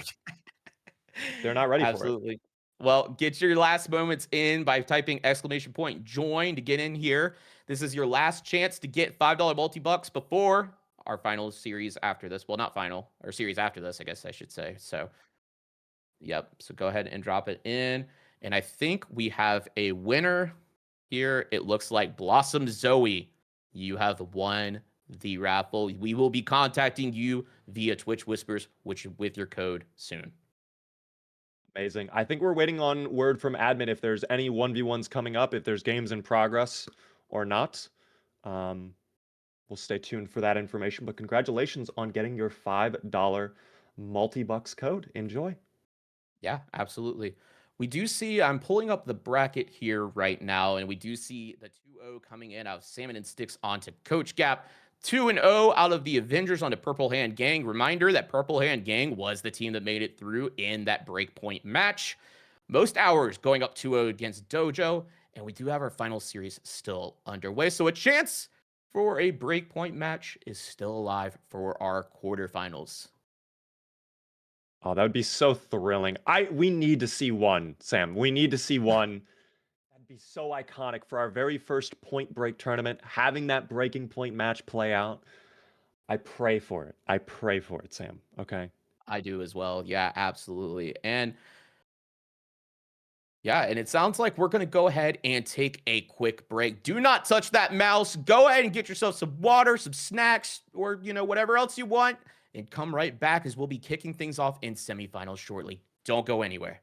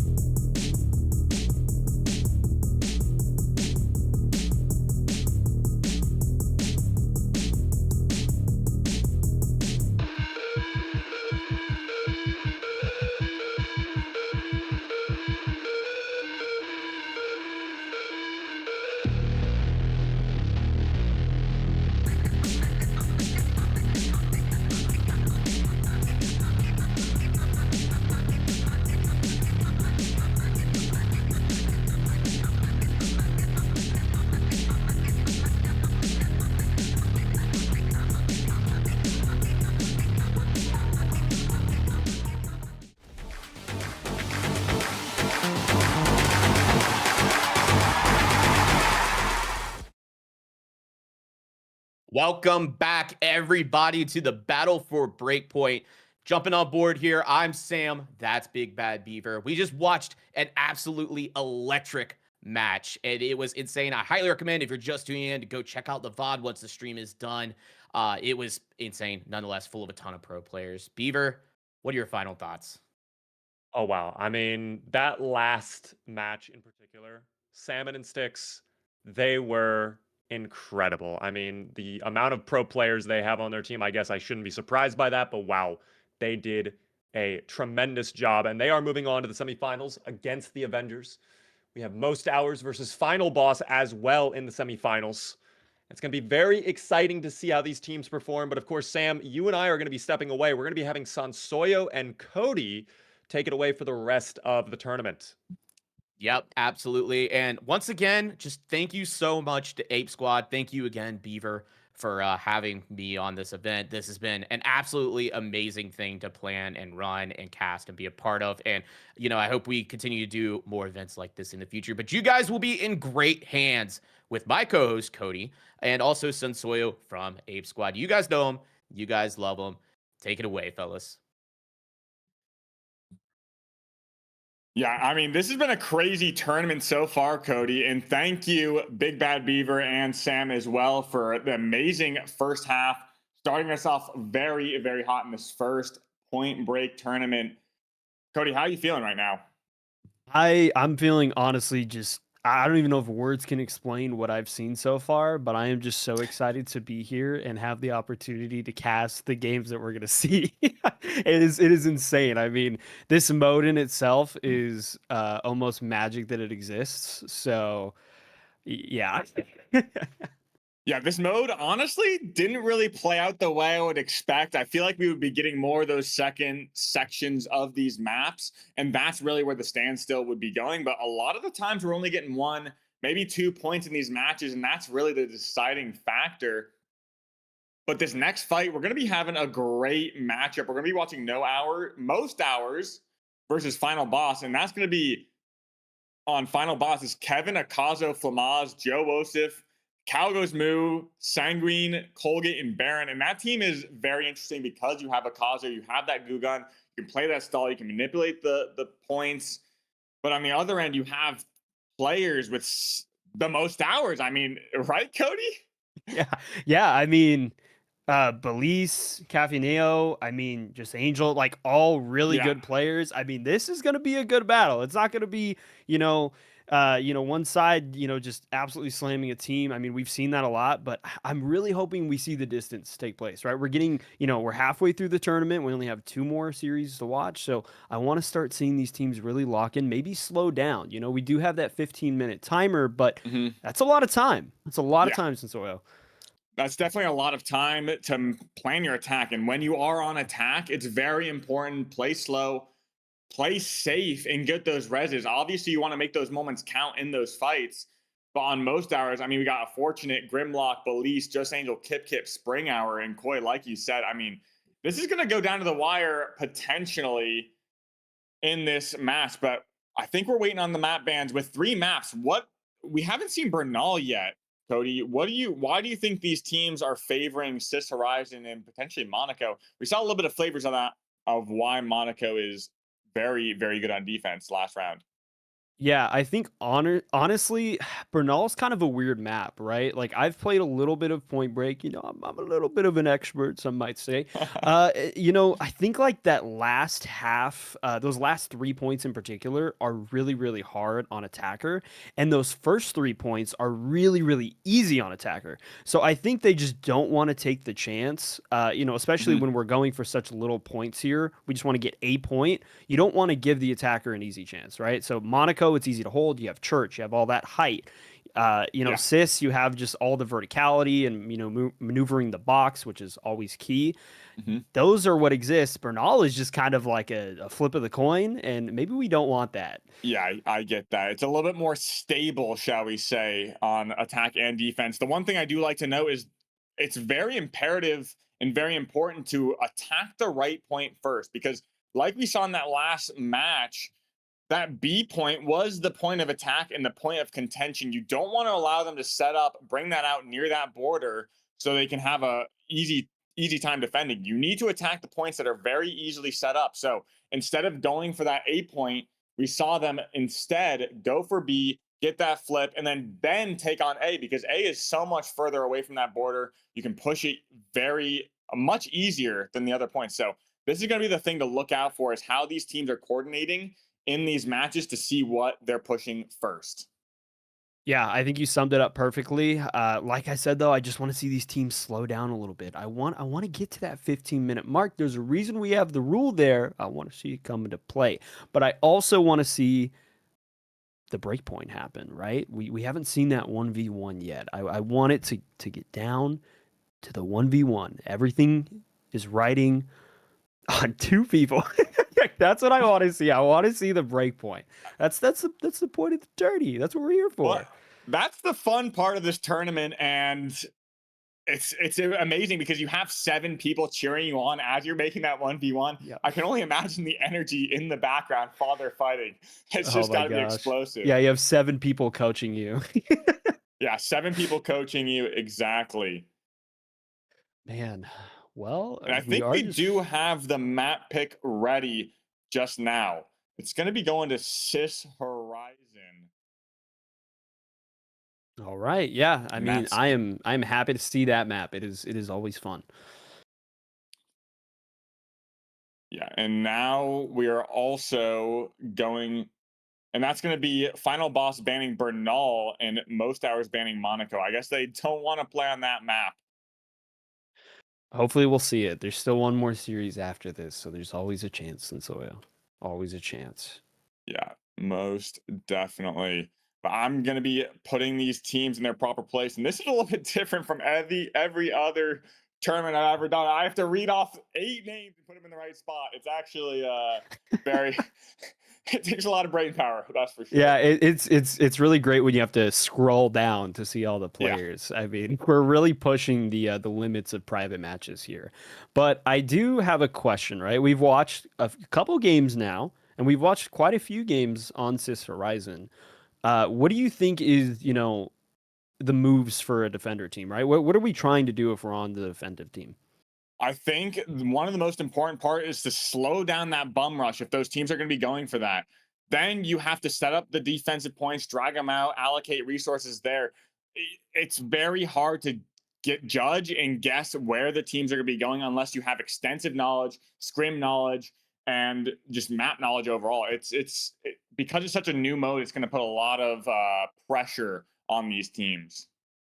Yeah, I think you summed it up perfectly. I think one of the biggest things is, I think it's okay to maybe sack a point or two, because you can use that time to send some of your team over to manipulate that last box, making it just this impossible push for the team. Give them 1 or 2 points, that's okay. Making that last point hard to get, though, it might be the moves. It's okay. It's easy to get 1 point. Maybe, I don't know. That's what I would do if I was on that team. Yeah, and I think we're going to be going into this match on Cis Horizon. We got Final Boss on attack, and we got Most Hours on defense. All right.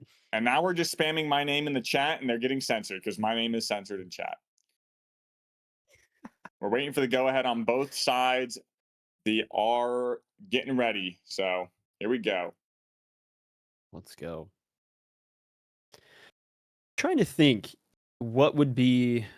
I've had these conversations a lot when we've talked about this tourney, and I'm trying to think what would be the best to just like have as many of. And I really do think Grav Cube and just heavy in general is underutilized a little bit. That's a great point. Those Grav Cubes. As I was watching that last game, I wanted to talk about Grav Cube and how it does not lift the point. You can throw it anywhere near it. Mm-hmm. It rises all the players up around it. It's actually so good at defending points when people are stealing it. You get that point armed, and now you're just throwing a bunch of Grav Cubes on it. Honestly, I kind of have at least multiple of those in these lobbies because it can be so useful. Yeah, and even utilizing, say, like goo to block your head in if you're on the attack side, right? You can literally block the height above you and Yep. prevent the grab cube, which could be really cool to see. But we are going into the game. It is final boss versus most hours. I am so excited, Sensoyo. Yeah, and we're going to be, it looks like we got only 1 or 2 mediums on each of these teams, opting for predominantly heavies and lights from what it seemed like initially. But they can always swap players and classes mid-round. But here we go, going into this match, we see going in on the defender's side, the attackers are actually going to push that C point, going in very, very aggressively before they get there and just time to defend that. Going to look for that flip quickly. They're on that point. They're holding down this area, and Baron goes for that flip. Yeah, this is crazy to see. I mean, we're watching Final Boss move as a unit. Oh my gosh, they got it already. We're starting it off. Down goes Baron. We're getting picks back and forth from each team. So many trades are going out. Final Boss only has 3 left. They need to lock in. Hold on. Yeah. Police holding up that shield, trying to block all the damage. Those grab cubes are down, but there's a little bit of an area where they can get that flip. Police is going to be allowing Kid to get that block. They're winching it up and away, using those grab cubes to buy even more time for those points to come in. They're going to be wasting time. All they need to do, Joe Osif drops down and takes out Police. And now it's looking detrimental. They have to hold this, but there's not enough time, Cody. Yeah, no, there is not a lot of time at all. And I mean, we're watching so many heavies with mesh shield. Like, what we see, like, what is that? 4 on the other team, 4 mesh shields. What is this? Yeah, and that's going to be a point for the final boss going in. And it looks like a little bit shaky over on the side of most hours right now. As we get another point armed over by A. I'm not even sure who got that armed. Maybe it was Kevin. This is so chaotic. I don't even know what I'm looking at half the time, but it is beautiful. What are we watching? We got a melee kill from Colgate?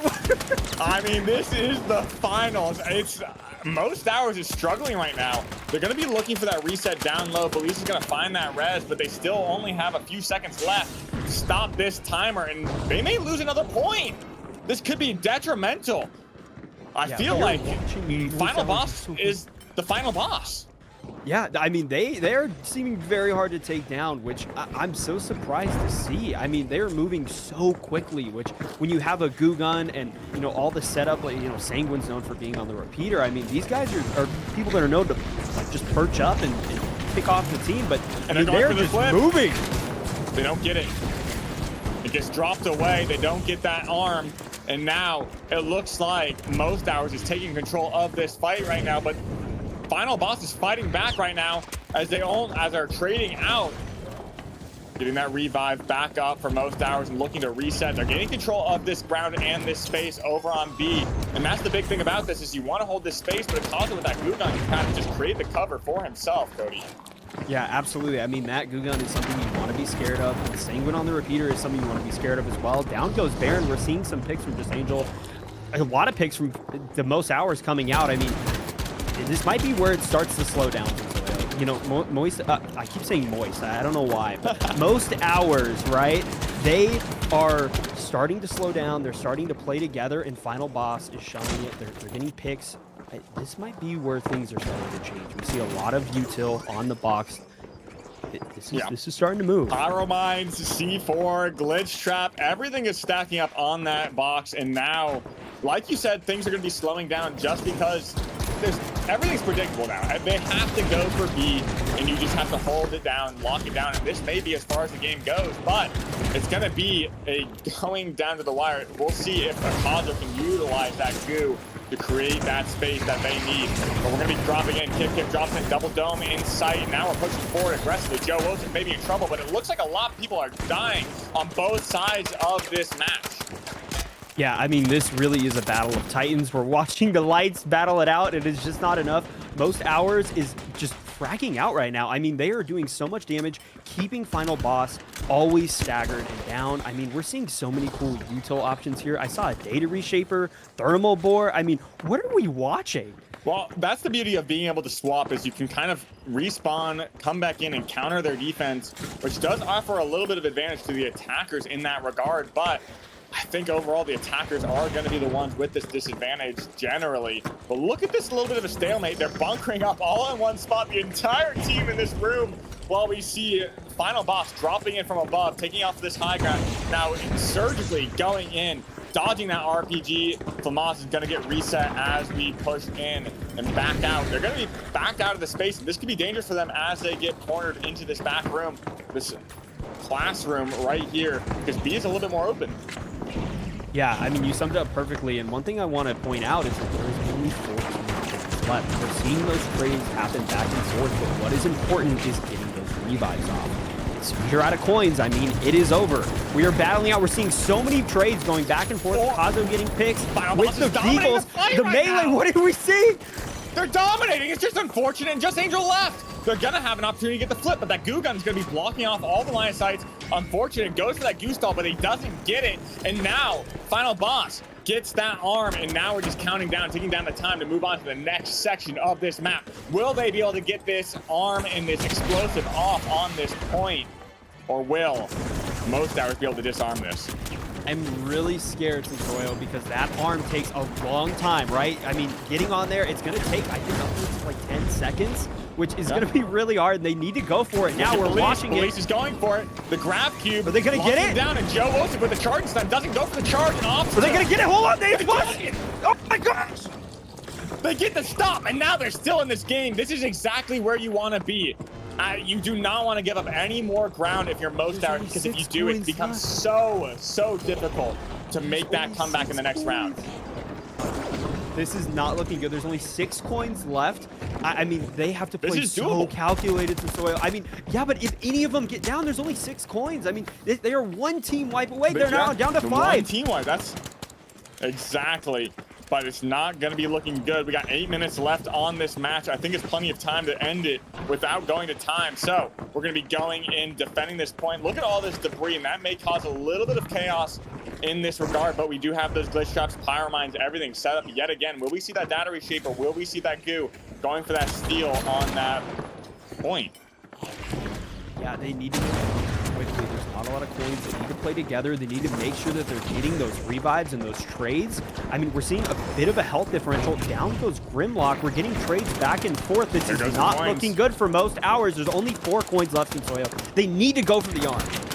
Yeah, we're going to be sitting up on this high ground trying to buy our time, get those picks so we can try and get those revives, but the deaths are costing them. They're gaining right now, slowly but surely. They went down to 3 lives left, 2 lives left instantly, and this is going to be bad. Only one. They need to find one more pick, and they find it.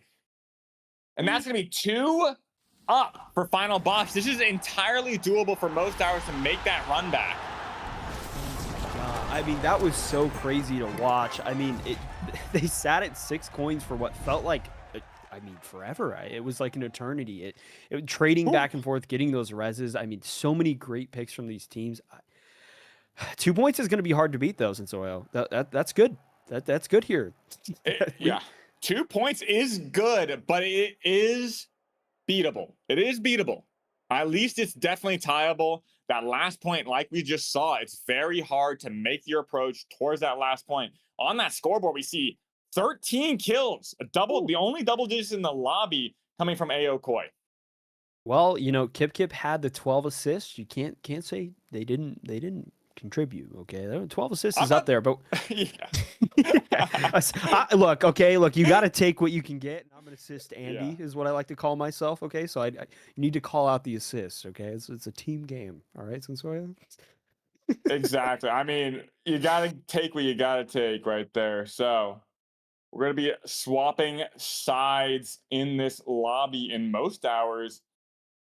Going to be going on attack. Yeah, I mean, we watch these teams honestly play really well, both of them, right? You know, 2 points is not something to look over, okay? 2 points is pretty good. We've seen a lot of teams not be able to even get a point, and it's very hard to have that push. One thing I do want to see, though, is teams continue to play slow, play together. Watching those calculated pushes of having a gateway and all 8 people go through it, drop the box down. I mean, that was such a beautiful push. I think that fully encompasses what's possible in Point Break, and I want to see more of it.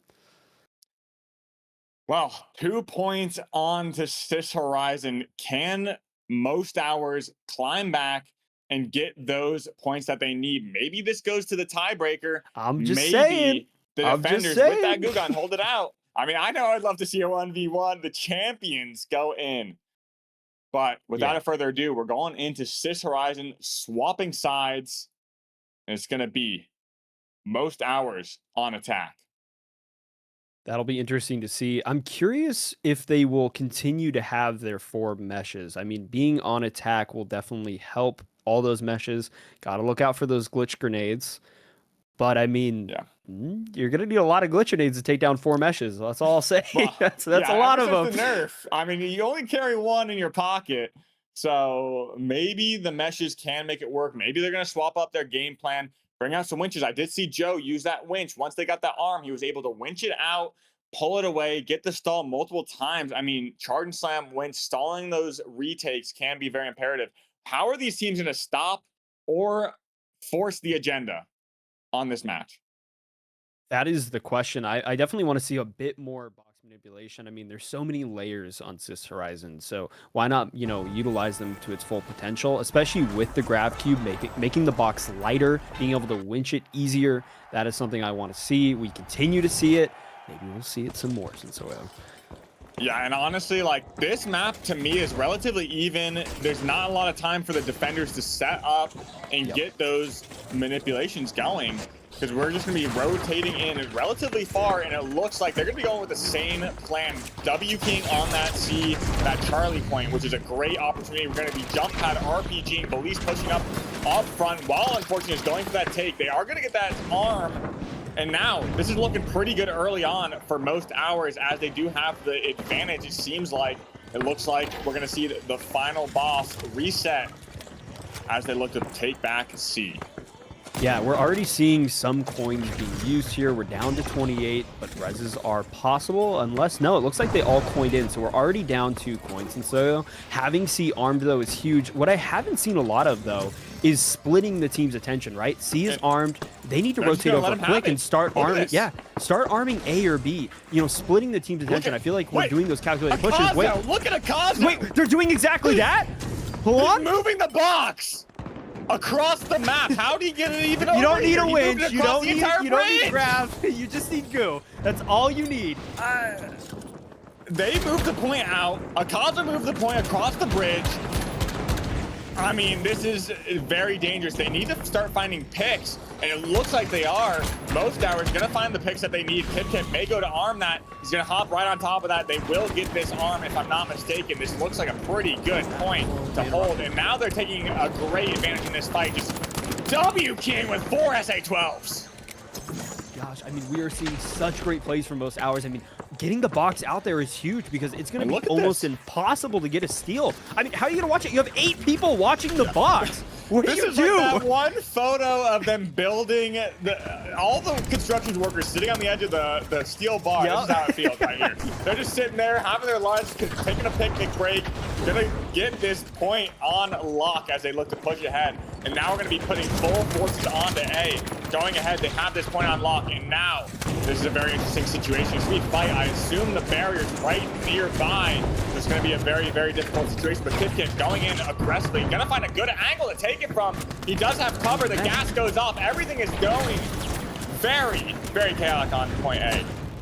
Yeah, I mean, we're seeing trades back and forth. There's not a lot up on each team. They're slowly building back up. Still 26 coins, I want to point out. They're battling it out still. It looks like there's only 4 left on each side. Anything can go here. We need to try to see, hopefully, a steal. They're down. Down goes Baron. Joe is low. We need to see some picks here. Most Hours has a lot of people up. This could be the moves to go. Yeah, this might be the opportunity, but they're a little bit spread too thin on this, waiting for their team to regroup, get back. And that's going to offer the final boss enough time to do the same, and it's going to be another head-to-head fight. Yeah, it seems like there's a lot of back and forth, a lot of resets. I want to see these teams capitalize on these picks. Look at this try to cover, go for that steal. We're seeing it maybe right now. They're going for the arm. There's a lot of goo. The glitches come out. Belize is low. Down goes Belize. They're able to stop it. Wait, they got it? They got the arm, but it's not going to be, it's going to be pretty easily stopped, I would imagine. There's so many people up on that side of the final boss. and not many people to stall it, they do get that disarm. Well, they still have 19 coins left, which is a lot. We're already on the 3rd point here. I mean, 19 coins is great. We're seeing them get some reses. Hopefully that'll help. And as we wait, the scoreboard does update. It's going to be 2-2 right now in this match.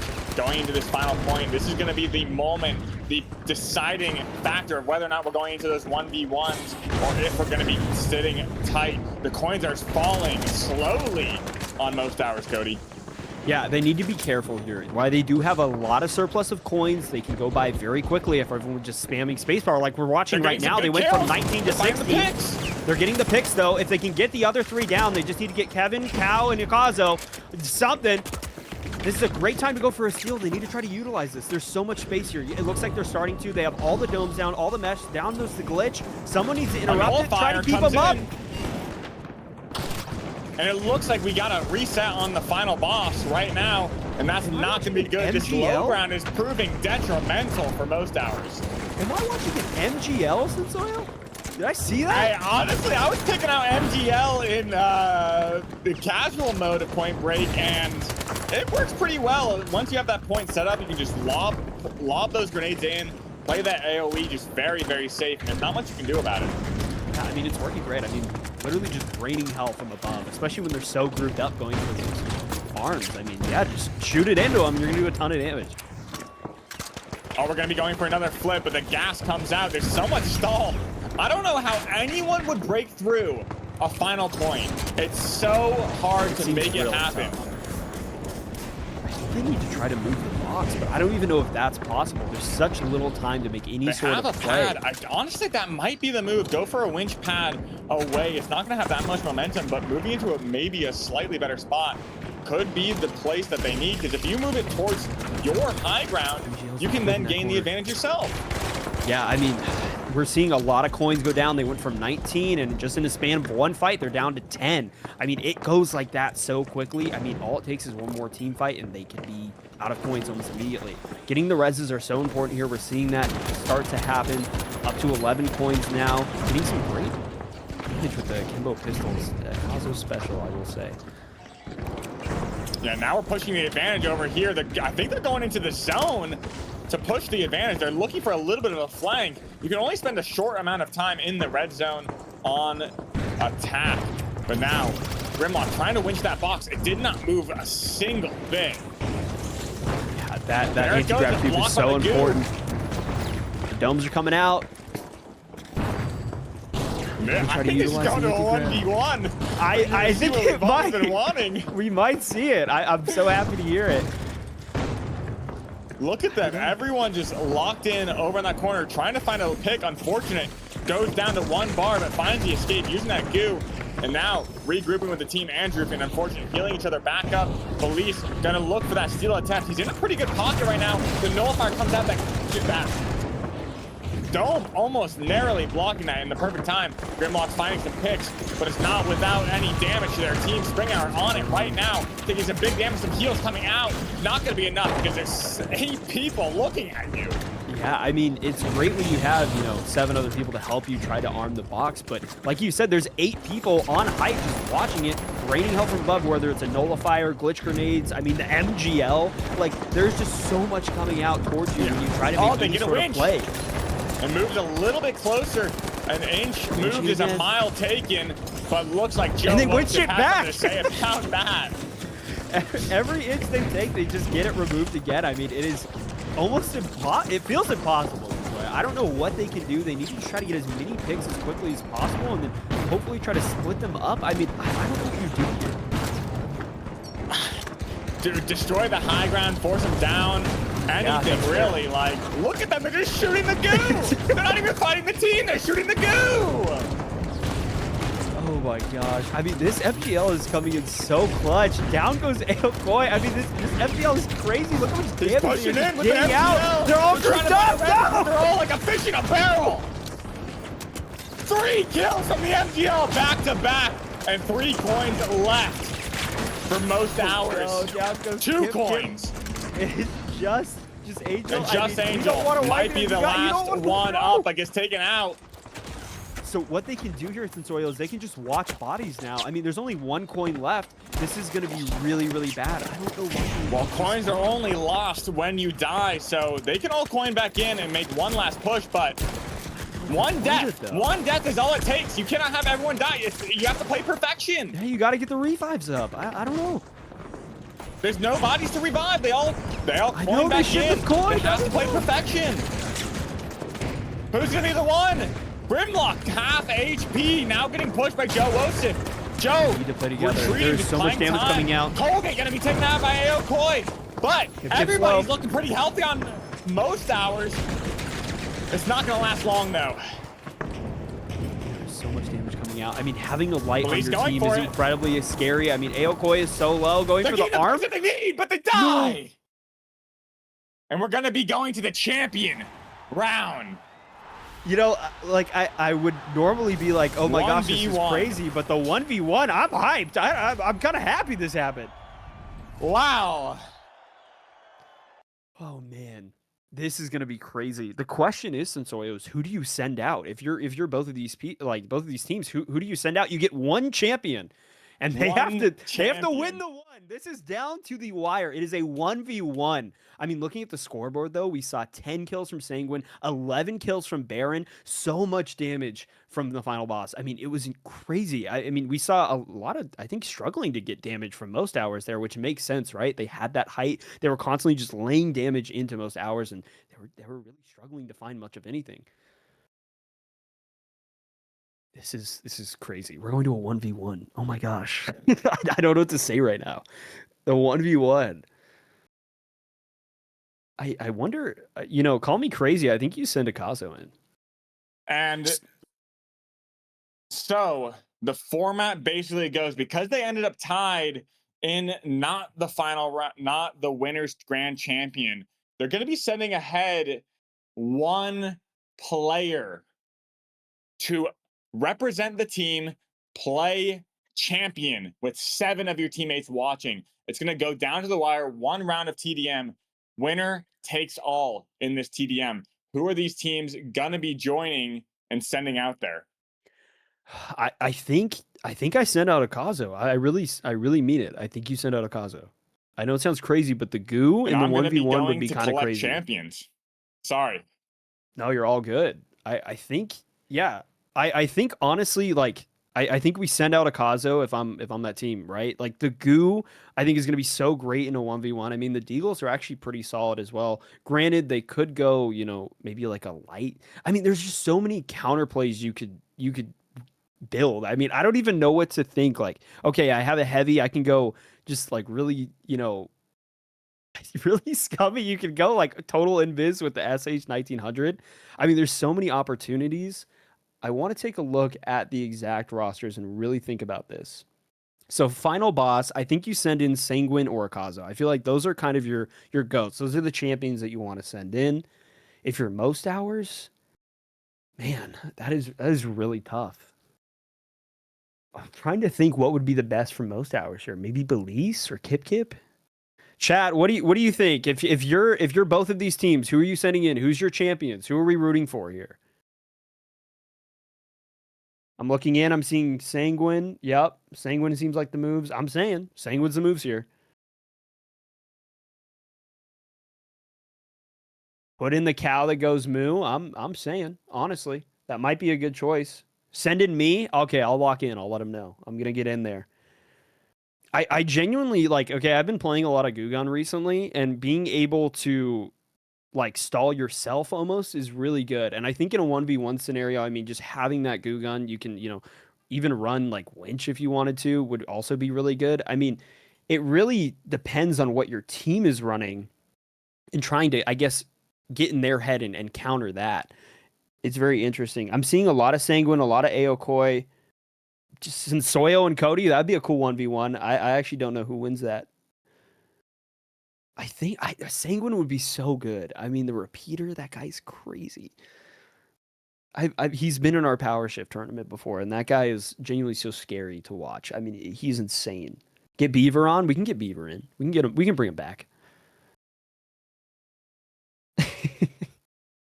Oh my gosh. Yeah, currently Sensoil is trying to get the match ready. I mean, this 1v1 is going to take a little bit of preparation. There's a lot of thought, a lot of setup that's going to go into this. Yeah, he is supposed to be muted. Send Uni in? We can do that. I'm telling you, look, okay, some people might be jokingly saying Beaver, but I really do mean it. And maybe you are genuinely saying Beaver because I don't know if you've heard of the worm strategy, okay? He's coined that term. It is his strat, and he's very good at it, and that will come in clutch in the 1v1, right? You get low, okay? You're Beaver here. You get low, you then run away, you throw down a ton of mines, you hide in the corner, let him peek you, and then it's GG's. It's easy. All right. Yeah, the worm god. They picked their champions. Yeah? What are we getting? It's going to be Spring Hour versus Joe Wosif. Okay. All right. Sounds like a plan. Okay. Well, do you know All anything about these players, the champions that they're sending up? Do you know anything about them? Any sort of strats, maybe? Do you know what they're bringing to the table? Honestly,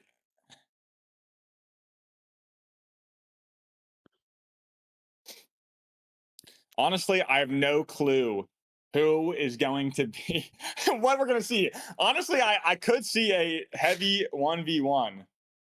I feel like, right, everybody kind of just devolves slowly into heavy, right? Because you're gonna like think in your head, you're like, okay, I'll go light and I'll go this, and you're like, oh, but what if they go heavy? Okay, I'll go ahead, and then I think everyone just resorts back to heavy. It is. Here we go. We're going to be going into the 1v1. I am so excited. Do we know what map they're on? Do we know that? And we're going to be going on Sis Horizon TDM 1v1 single round. We're just going to be getting confirmation real quick before we're ready up. And what do you think these teams are going to be playing out? What do you think is the best comp for a 1v1 like this? It's really tough, right? I do think that medium probably isn't the choice just because you don't have a lot to support yourself, right? I mean, yeah, you have like jump pad or like zip and you can even run goo, but I don't think that really helps you. Maybe DMAT, but I think your choice here is either light or heavy. I mean, heavy is just a 1v1 machine. I mean, you have so much util like winch, I mean, RPG that can just get out so much damage. Light, though, you can maneuver around. I mean, this is just crazy. Like, has there ever been a scenario where people have 1v1'd in TDM to win a tournament? Or win win anything? Tournament. Oh my gosh. Are we setting precedent all here? Or nothing right here. Pick your champion. What are we watching right now? Like, this is crazy. Oh my gosh. All right. It looks like, yeah, one round. We're going to be mixing it up. Spring Hour might pull out the light, or he's playing a little bit tricky, a little bait and switch. Last second, doesn't want to take that heavy 1v1. Yeah, there's the heavy. A little there it bait is. And switch. Look at this guy playing mind games early on. But Joe, not face, going in with that heavy mesh against the winch. Is really interesting. I mean, we're watching counterplay here, though. We're seeing Healing Emitter. We're seeing SA-1216, Dome, and RPG, which is definitely a great loadout. Already starting it out. The Red Barrel sends him down. Spring Hour having height on Joe. This is certainly interesting to position. We're going to see the winch. The winch comes in. Damage is traded. Down goes Joe. That is the first kill of this TDM match in Soil. I don't know what to feel right now. It is all or nothing for both of these teams. And he knows you have to bring a healing emitter because you have to reset those resources. You can get easily caught off guard with the spawn, but he blocks the RPG. Joe can't winch. The barricade's coming out. The gas pushing Spring Hour back. And now we're back on the chase. Looks like Joe's going to try and take the off angle. He finds it early on. That winch is going to be open because there's no resources out. But Spring Hour wins anyway. Oh my gosh. Oh, this is crazy. He's dropping a little teabag too. He's not happy about Akazo's strategy with that goo in that last round. I mean, this is really interesting, right? To have mesh. You would think that winch would be really good in this situation in a 1v1 here, but maybe they switch. It's now mesh. That's something you can't think about, right? In TDM, you can just change whatever. They can be countering each other. They're getting damage out. Spring Hour has the height, looking to reset, and Joe is looking to push that with the newfound mesh shield. starting to push. The more damage comes Oh, out. They're super low, and Joe gets Brown goes Joe. That's another. It is 3-0. Oh my god. It looks like Spring is feeling pretty hot. And once you start getting this lead, you can play a little bit of time. This only has 3 minutes in the game, so you can just play super slow. He's looking to find that reset. He may take a big RPG, and this could be detrimental. That's a lot of damage. Move around the mesh. And Joe gets taken out again. Oh, no. This is such a tough spot to be in. I mean, like, they need to try to find out some strategy. I mean, you have your team with you. You guys got to work together. There may only be one person in the game, but there's 8 people in the call. He blocks the RPG, blocks that 4-pump. Now we're going in, the mesh going up, juggling. Both equal health. Who's going to win coming this out? last One shot? hit. Spring Hour finds the connection. Oh my gosh. This is insane, Sensoil. Genuinely, like, I wish we could do this for every tournament. This is crazy. The 1v1. Oh my god. This is so sick. Blocks the RPG again. Healing meter goes down. Joe's on the heals right now, but Spring doesn't have the heal ball in sight. The damage advantage is going to be coming out. equal. The healing emitter. No, it's still not enough. The healing emitter, Cody. It's not enough. The healing emitter is just too good. I mean, how do you get Spring Hour off this SA-1216? He is too good with it. Okay. Finds the reset. Cody, take it This away. is an RPG. This is an RPG. The dome is blocking. Has the mesh. They're just hanging out. We have 6 kills on the board here, so you have to let him push you. Goes in with the mesh. It's not enough. Getting enough damage. They're trading a lot. Holding up the mesh again. It's still not enough. It's just another pick. It's my looking God. like a lot. This is Spring a Hour. landslide. Going Soil, they need to do strong. something. What can Joe do? What can Joe do to lock this in? Honestly, I have no clue. He swaps the light. He's making a last-ditch effort. This may be the situation that he needs. Swapping the light, but you don't have as much health. You're going to be using that invis to your advantage. He finds does him. too much Boom, damage. boom, boom, dead.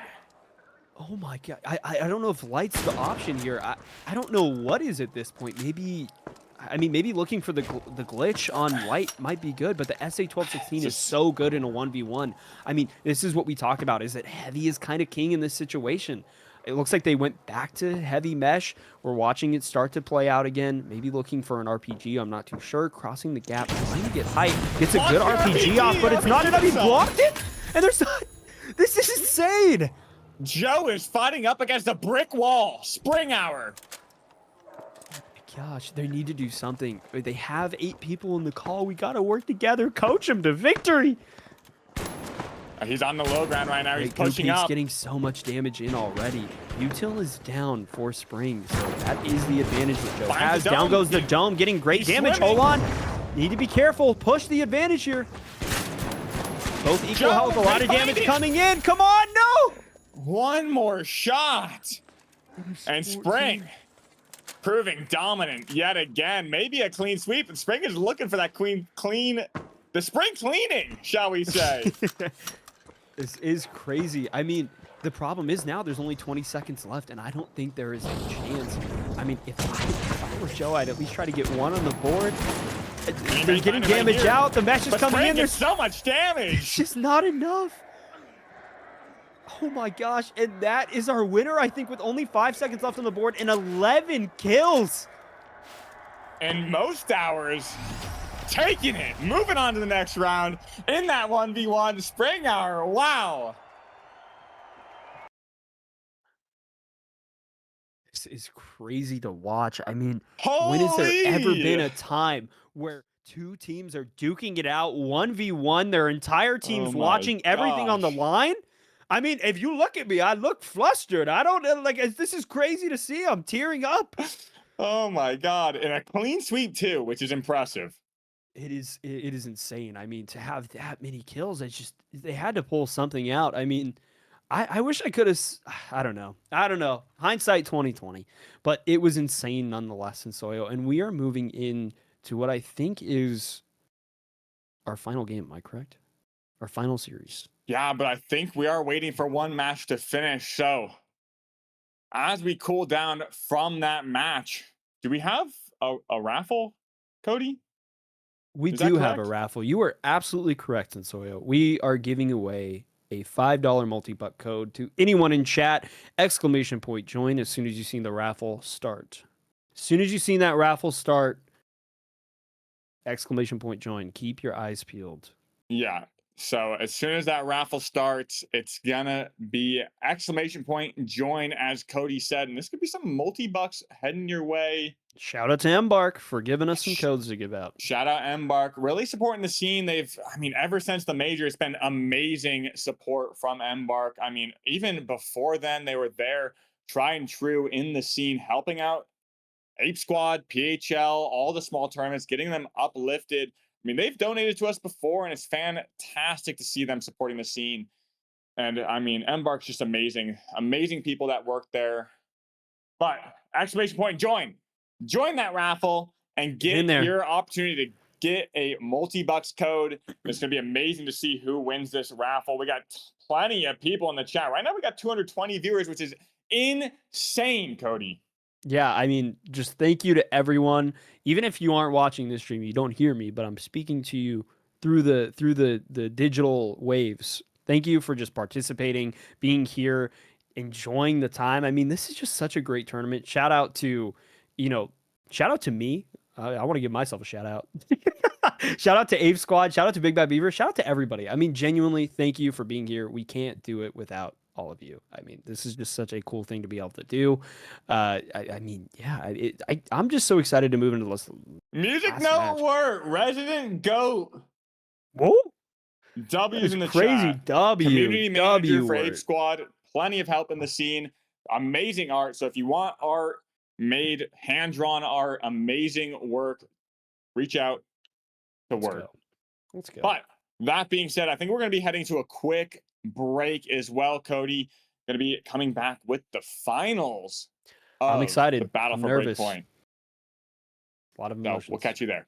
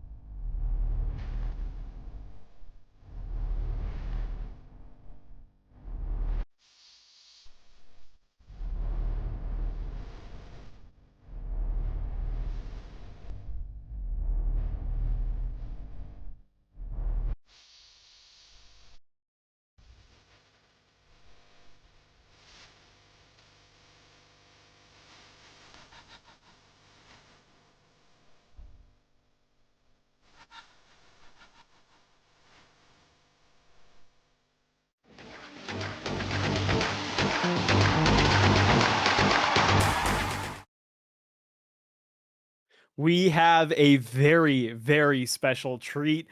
There is a 1v1 going on between Salmon and Sticks and the Avengers. If you're not familiar with those teams, just some, random names like Elix, Carnifex, Nagos, OG. Treason, OG, Roma, Woodham. And then on the other side, just like I said, some chill names, some very, very, very chill names. T-Mills, Slothy, Variance, Dujay, Kremlin, Busy, Not Bubba, Uni, just, some winners of the Grand Major. Nothing crazy. They're going to 1v1 it out, and we're going to watch it. So it is EU servers. They did coin flip for EU servers, so the Ghost is going to have a slight advantage going up against Gremlin in the ping department. However, I mean, this could go any way. We know both of them are beamers. Crazy. I mean, yeah, we are going to watch. I don't know who yet. I don't even know who they're setting in because they've been arguing on who to send in. They're trying to get in each other's heads. And this is just so crazy that we're going to watch this in Soyo and let alone cast it. I mean, this is going to be the 1v1 of the ages, possibly. Yeah. This could be. I mean, the last one went like insane. One-sided, but insane. But this is another story. I mean, dude, I'm so happy. I'm literally, I just can't stop smiling because I'm so excited to see this match. I mean, Jesus. Yeah, and man, we're just waiting for the host to start this game right now. And this is gonna be. I'm sorry, I didn't mean to skip versus the Bowser. I'm Avengers. sorry. I'm just really pumped. I'm sorry. I love you, Bowser. You're great. I'm sorry. I'm sorry. I'm sorry. Yes. I'm so sorry. I didn't mean to skip you. I'm sorry. It was no disrespect, I promise. Don't okay Cody me, okay? All right, I'm sorry. There's a lot of names. All right, we're gonna be remaking lobby really quickly because Mauser is host. He's out in the boondocks in Europe, and it may pull to a super far server. So we're gonna be backing out, getting this lobby hosted, so it's a little bit better paying for those NA folks on those EU servers. Yes. So bear with us. We're gonna be getting this going very soon.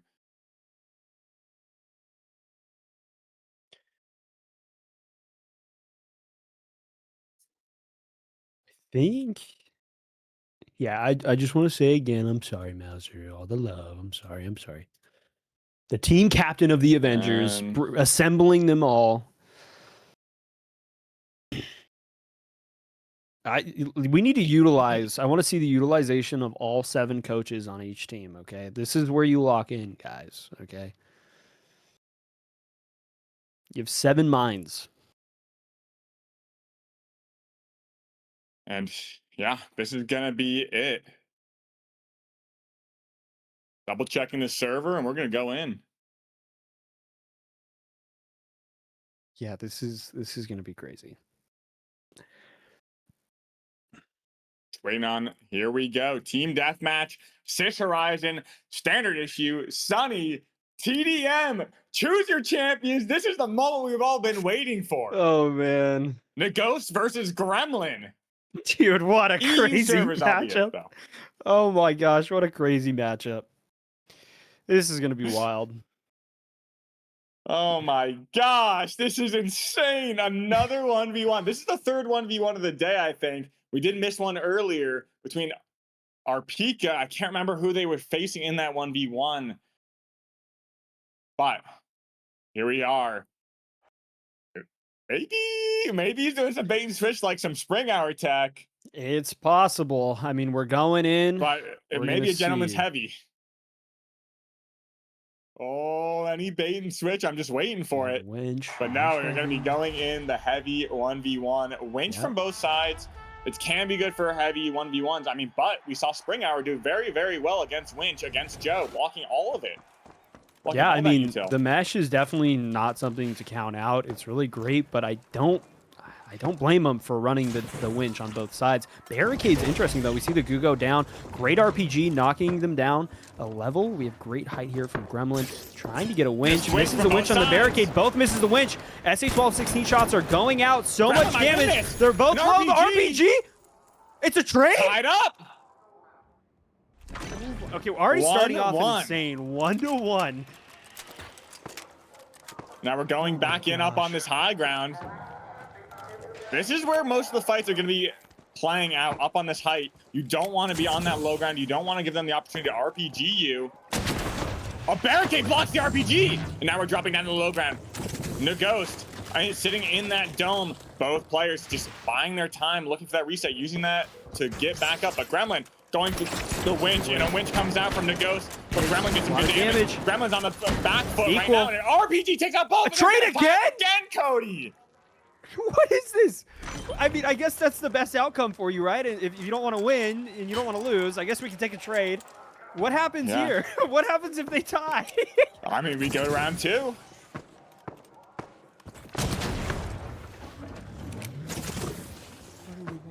Winch goes out. Okay, we're seeing them down a winch. Gremlin is trying to maybe loop around. He's gonna climb up. I love this climb, but he didn't hit it. That would have been a great.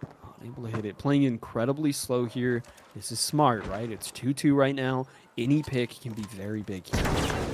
And RPG goes out, no damage. RPG goes out, no damage. Holding the dome out, trying to get an angle. We are watching two teams battle it out for everything here. The winch goes out. There is not a lot. Trying to look for a dome. Throws it in. Hopefully we get some damage. The barricade to try to block it off. Down goes another dome. Misses the winch. A lot of damage coming out on Gremlin here. Chasing. Trying to get the chase. Trying to get up. Using the barricade to hop up. What was that? He didn't break the glass. And Gremlin's going to find that reset. And that's going to be good. That could have been detrimental. These fights are going to be going down to the wire. Both teams pretty evenly matched in this heavy 1v1.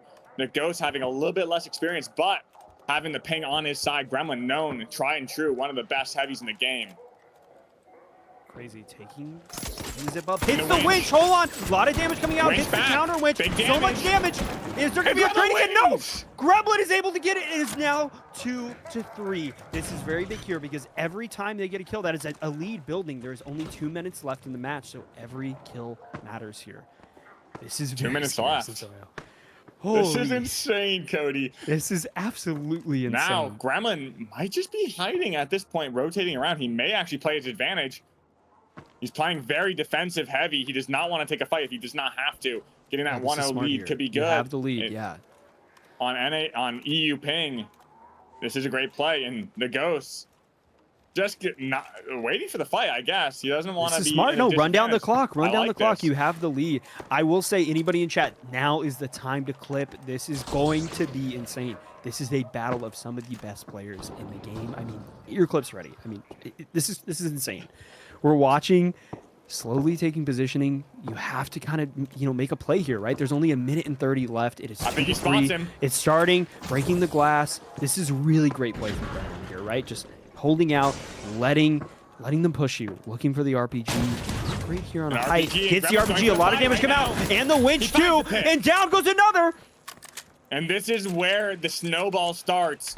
You have to play desperate. Just like we saw in that spring hour fight, once you start losing that lead, it just snowballs out of your favor. Being ahead, that initial RPG to keep things tied up was just fantastic on the side of both of them, knowing that you want to keep it as tight as long as possible until you get a great advantage. But now, the Ghost pushing in, looking to block that RPG, and now chasing him. He's really Gremlin's just going to be running away. He may catch him off guard right here. You don't need to push me. Hold on. No, he didn't go for the winch. The goo blocking.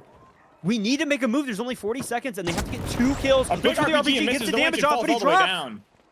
Oh my gosh, Gremlin's just gonna keep running away. I mean, I guess this is a strat, right? You get enough picks and just count down the timer. It makes sense. Goose stalling, having the red barrel. I mean, this is insane. Just building yourself a little bit of a hideout, I guess. I mean, and he's able to drop as soon as he walks through. I mean, this is insane. There he goes. He may win it 4-2. And this is I don't think there's even time left. Very different game than last time. Goes off the RPG. I mean, entertain it. There's only 8 seconds. Misses the winch. The domes are coming out. A lot of damage. Gremlin's so much out. And Gremlin gets the final kill. Yes. What a 1v1. That's crazy. Oh, that is insane. And that's going to be Salmon and Sticks is moving on to the finals. Oh my gosh. Oh, I don't even know how to feel after that. That was just so crazy. I think I have a headache.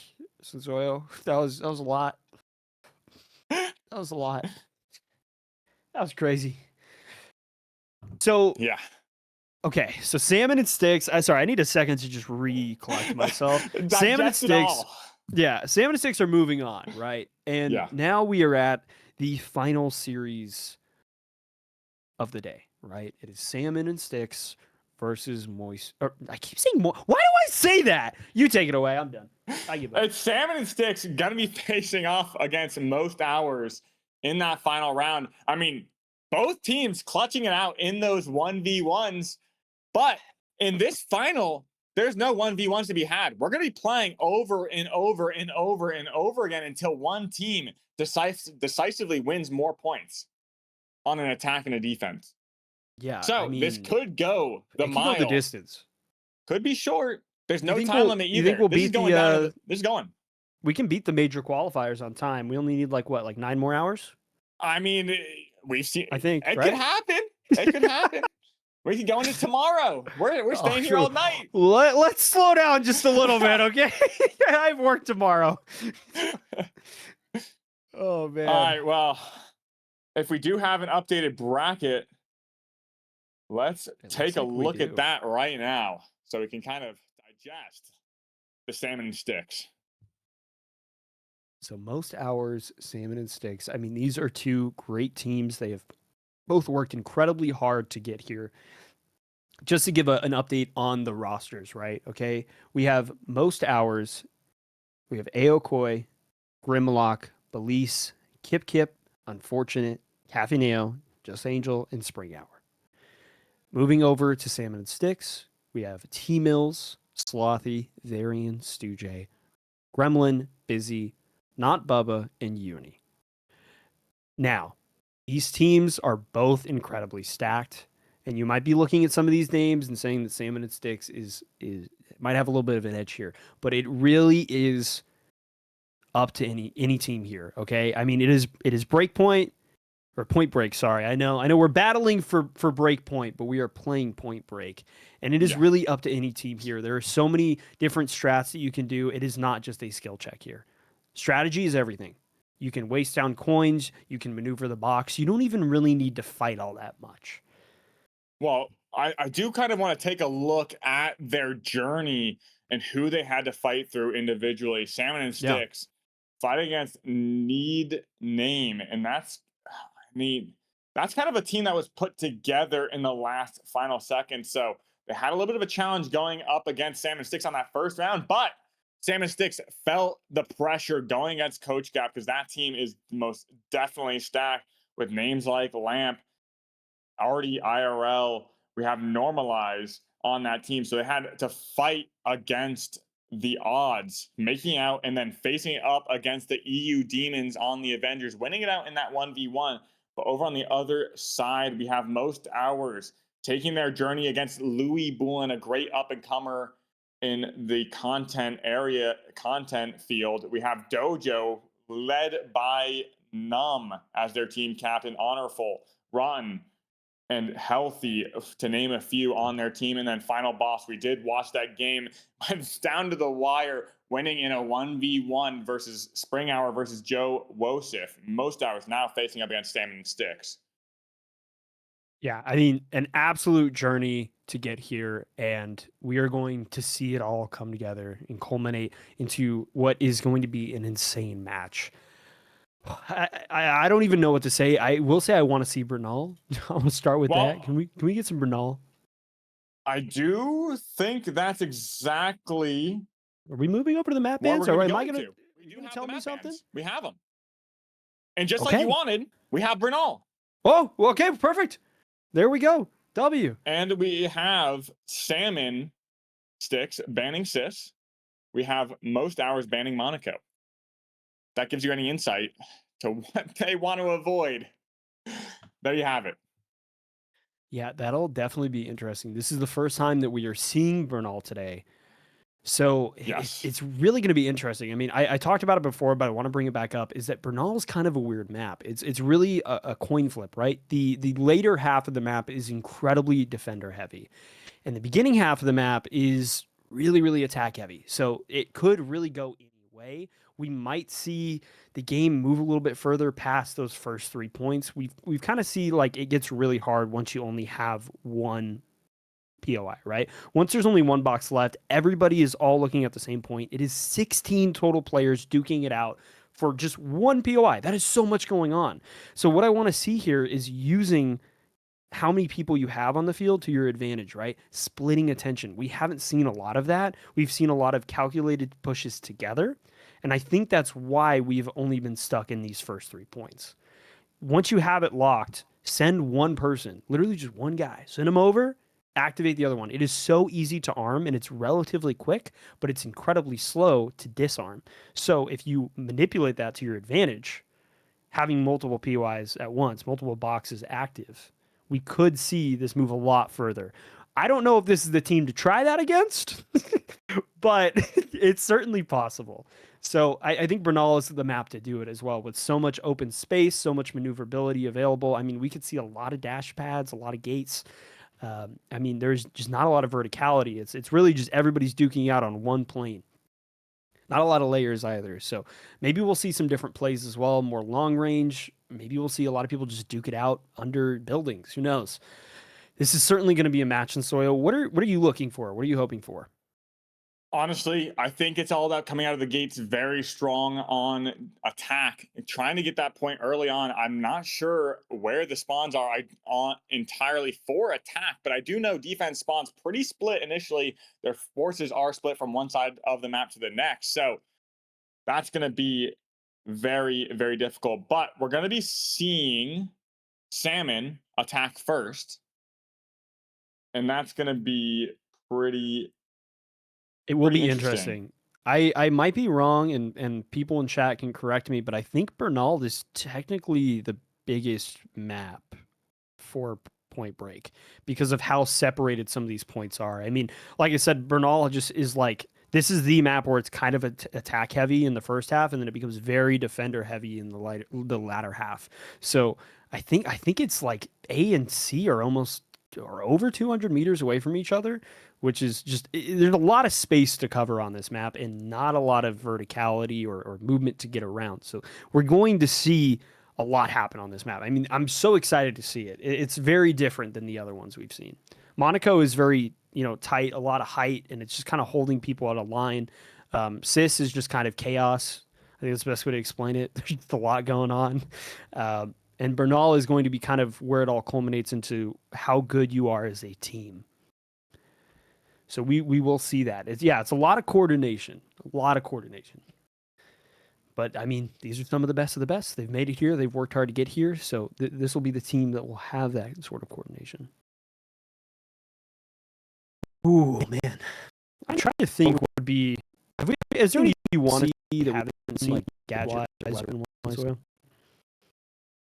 Honestly, I think I want to see more of that grav cube. Obviously, we have seen it in the past, but it's going to be the biggest help. And I want to see more manipulation. I want to see the attacking we really team haven't seen that manipulate the much. box more. That's defense. We've seen it a lot, but I want to see the attacking team manipulate the box a little bit better. Yeah, I think it's just so hard sometimes because I think they try to pull out the box manipulation on the last one, right? And we've talked about it before. I mean, you just have 8 people looking at you, which is going to be impossible. That's why, like I said, I really want to see that split attention. I mean, if they can get that first box, say they all hard rush A, they arm it, then they wait and split together on B and C, I think we could see the match progress way further. Granted, this is the first time that Point Break has been played at, even at this level. It's a new mode, so strats are going to slowly develop over time. But, I mean, if anyone's listening, I think I got some good ideas. I'm just saying. I don't know. Yeah. And as we talk in chat, we're going to be readying up. We have most hours ready to go. And here we go. Bernal, Point Break. Any predictions, Cody? Of how this goes? Will it be a tie? Will we move on to the next map? I'm not supposed to be biased, but I'm going to be a little biased. Victorious? I'm going to be a little biased. I'm not supposed to be biased. I'm going to be a little biased. Okay. I want it to go to a 1v1. We're not. It won't go. We can't do. Wait, we can't do 1v1s. It's going to be. So the format. Yeah, remind me on the format. We'll play attack defense. If it ends up in a tie, we'll move on to the next map. We'll play an attack and defense. We'll play until a team comes out with a lead, and that will be determining our victor. Okay, Unlimited time as well. A limited time. So I mean, we can play a lot slower here. You could play a lot slower. You could play to your advantages. There's gonna be a team. You don't have to worry about the time. There's potentially going to be a team that comes out victorious in this first round, but if it doesn't, we will be moving on to another map. This will be interesting. If I really don't know what's going to happen, but we're going into it now. I want to take a look at what we're all running. We're seeing a good kind of spread of every class over on Salmon and Sticks here. 3 lights, 3 heavies, and 2 mediums. Interesting to see not a lot of mediums on both teams. Already going into just an insane push here. I mean, there's so much damage coming out. A lot of domes going out. Are we going to see any box get armed? The question is, are they going to go for the strat that I've mentioned? I hope so. It seems like they're already quite split. Well, this is what I was talking about. Both teams spawn relatively split. So you're fighting 4v4s on both sides of the map for map control. This could be very good. And we do see a little bit of a steal happening on B, getting that flip early. You need to win those initial 4v4s because look at this. We saw them win the 4v4. We saw Salmon Sticks take that, and now they have 2 points under the belt. That's all you need. That's as easy as it can be. You need to win those 4v4s and go in. Yeah, I mean, it looks like we're seeing 3 start to get armed, which is going to be interesting. You're splitting your team pretty thin here, but maybe that's exactly what we need. I mean, they're kind of doing what I talked about, is splitting, I guess, everybody, right? You know, kind of take your ones. We're watching C start to get stopped. Maybe? Is anyone there to interrupt it? No? Belize is stopping A. Well, there's no one even there. We see B gonna blow up, and C looks like it's also stopped. We have that full team taking control. And this is exactly what you want. This map, honestly, very big. It spreads your resources very, very thin. If we do decide to go back towards A, that's gonna be a free point. But it looks like Salmon and Sticks getting the just domination over on Cash Out C, essentially. And it's just going to be Belize, Andrew, Just Angel, unfortunate up. We do see Just Angel going to get taken out, and that's an arm over on C. And this is very dangerous. We're watching a lot of great plays from both of these teams, but what I want to see is them start to move over to A, which we might be seeing now. They still have a lot of coins. 24 is great here. C is already halfway through. It looks like there's a lot of Salmon Sticks holding C, and not a lot of most hours. So this might be what they need. This is where it becomes difficult. Over on A, now that C is going to be blowing up. We're seeing the early rotate. Hold on, this might be what we want to see. They're already early rotating. They need to get A activated because once all 16 people are on A, it's going to be almost impossible. This is where we saw the struggle happen earlier. A, just the last point, it's become so hard, but they're winning some great team fights. It's looking very bad. Grimlock, Kip, and Spring Hour are being swarmed right now and going to be dropped to Salmon and Sticks as we take map control right now, and just going to be padding up to STN. May get taken out early. He does on that rotation to get that plant, and that's going to be saving their butts. Yeah, I mean, having that pad there in the pool is also great. We're watching there. The RPG comes out. Just so much damage from each side. Gremlin incredibly low. Down goes T-Mills. Down goes STN. I mean, we might see Salmon and Sticks kind of struggle to get A here. I mean, that is what happens, right? 16 people, but we're going for the arm. Nope, it gets dropped down. It's still great, though. They're all together. There's a lot of cover here. This is the time to activate it if you can. You need to just go for it. Getting a lot of damage out, also taking a lot. Then we're going down. We have 18 coins left. This is something that can very, very quickly change, you know? Yeah, we talked about it before. That's a great point. This could very easily snowball out of their favor if they aren't going to be able to get this arm quickly. Dome goes down. Goo blocking the line of sight.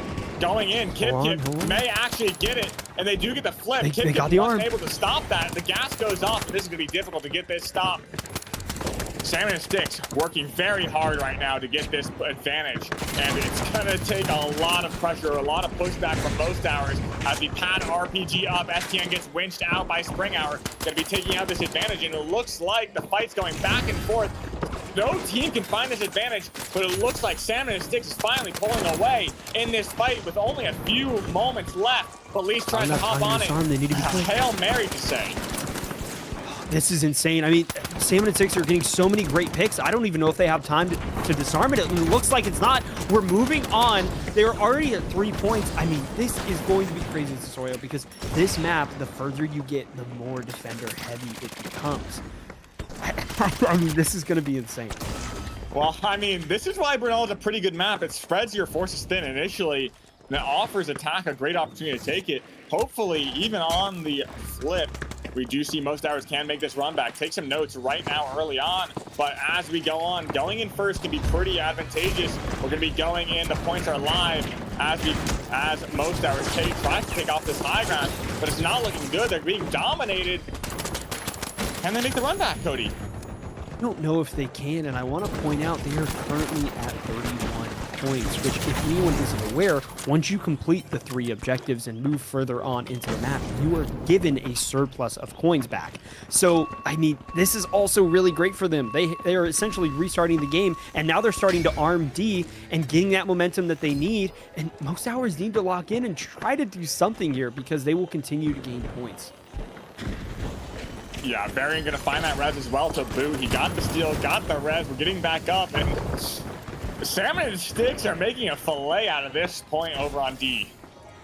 Yeah, I mean, this is really great. I mean, we're seeing both teams kind of be split, trying to take both objectives at once. We're already seeing E get armed, and D is almost done. So I think they're kind of giving up D and just moving on. GG's go next over to E, but I don't know if it's enough. I mean, momentum is so huge in this game. To disarm. I know. It's for millennia, essentially. It's going to be incredibly rough, and it looks like they're also arming F as well, which is what I wanted to see. They're splitting attention, Sensoyo. They're playing perfectly. Yeah, I mean, this is the map to do it, honestly. With the other maps, some of the points are very close. You have 2 points extremely close and 1 point isolated, but in this map, everything feels so far apart. You can just divert the pressure away, and now F is halfway done from exploding. E halfway done on exploding, and it's not looking good. We're going to be trying to find those revives on most hours, but there's not going to be much time. They have to make their decision, pull their forces towards 1 point to stop this. As we go ahead, Salmon and Sticks 4 points right now, and are going to come to a close on 5 and 6. As we go into I, H, and G. I'm shaking in my boots, but this is the thing about Bernal, is it gets a little bit easier the further you get into the map as a defender. Those points are going to get a bit... It does! Those points are a lot closer now. I mean, if we look at it, you're going to see I, H, and G are all very close. Granted, it's going to be tough against this team. They are moving as a unit. They have 39 coins, but I promise it gets a little bit easier. They just need to play together. I'll take your word for it, but these points, I mean, still look how close they are. Look, away. they're within like 50 meters of each other. They're super close. Now we're going to be stacking over on H most hours, locking down this point. This is dangerous because not Bubba over there going to get that flip on I. He is also going to get flipped, and gonna have to split, gonna have to make the decisions. There's 2 opportunities, and this is where you need that chemistry. You need that IGL directing the army for the team. Yeah, this is a very tough spot. You know, if H is also not the greatest point to be your last line of defense, with 39 coins, I mean, we need to get a lot of picks here, and this is a tough team to fight. I think they're all inning on H. They're just this might be the time to try to rush I. This is not looking great. The issue is they have so many heavies.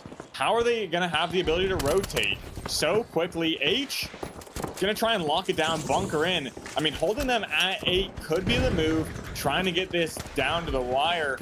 But 38 points to go through, it's looking dire as we go into the final point of H. Yeah, it's not looking great for most hours. A lot of them are taking damage. Down goes Belize. Aokoi is trying to hold out. Down goes Aokoi. It is just Angel. It is just this. Unfortunately, it's able to coin in, but they're getting the arm, and this is going to be incredibly hard to disarm Sensoyo. I mean, they have 37 coins. They're about to have 9 points. And if that's most hours going into the next match, I think I'm going to feel a little scared. They're as good as defense. It's crazy. This is insane. But although it feels very bad to be most hours, you still have the same map going the opposite way. So once the sides flip, you can do exactly the same thing, play a very similar strategy. It's going to be, I mean, it's proving a very difficult defender map on Bernal, as Ape looking like it's ready to pop. This might be it, unfortunately.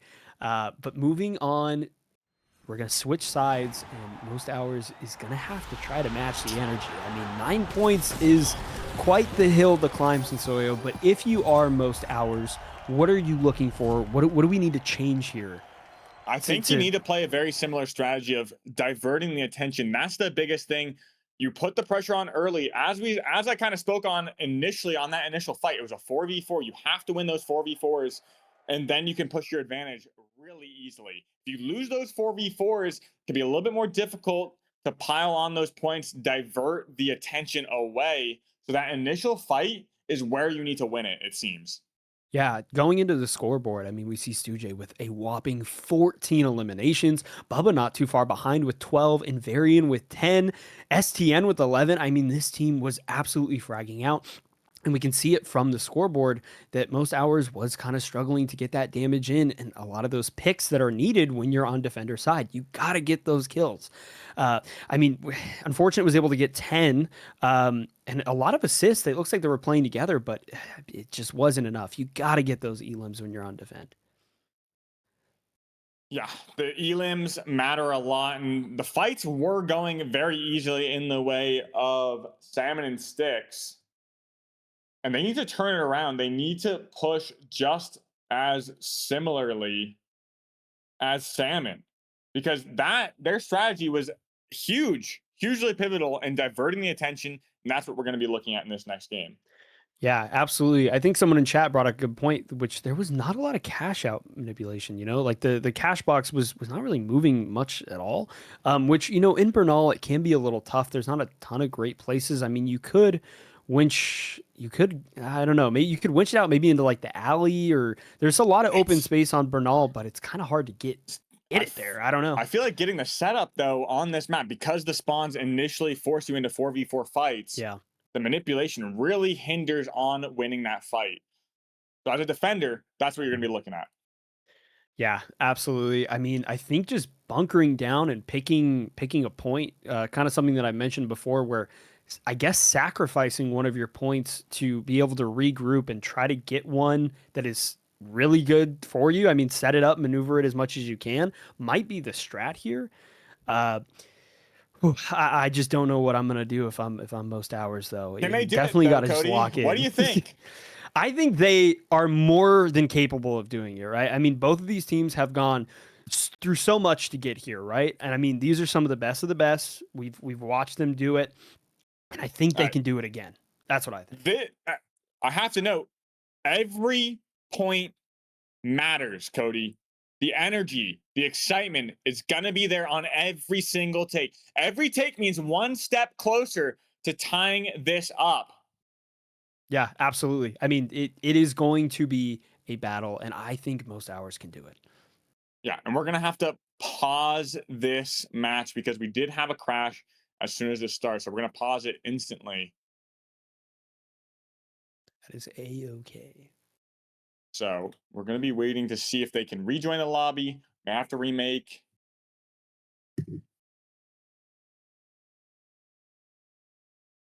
But it's like were they able to join in, or are they still down one? Well, taking a look at their loadouts. Yeah, taking a look at the loadouts.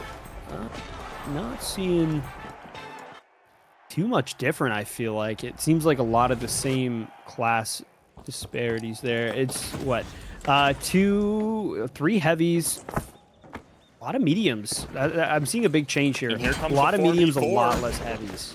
But every team gonna be locking down, and this is they didn't want to take the 4v4. Yeah, this is actually the best move here for most hours. I mean, being able to play together and take that group here, I think is kind of where you what you want to do here. I mean, we're already seeing it here a lot. We're getting the first pick. The first pick is on Salmon and Sticks. We're watching most hours do it. A lot of damage is coming out. Trades are going That gas back and just forth. taking all of them out. damage is working. That gas got like 4 kills. Gosh. This could be good here. Salmon and Sticks are playing together, and they're incredibly split. So this might be good. On the respawn, they're going to spawn far away from them. So they could rotate over here. I think most hours are trying to catch them off guard, rotate their team over, avoid that 4v4. But now, because they lost that fight, this whole thing is going to come to a collapse. But see, on the other side of the map, halfway done, nobody even noticed, not even me. Yeah, I genuinely, until you just brought it up right now, I think they are doing exactly that. I mean, they just need to interrupt the...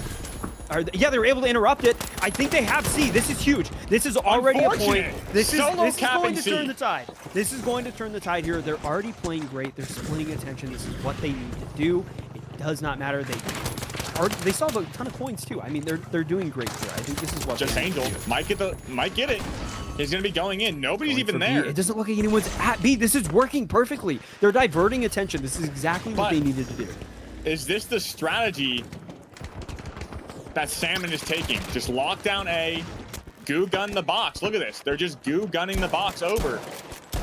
But if they make it go too far and it's in that red zone, that's going to be a whole game. That's going to tie things up if it does go in the red zone.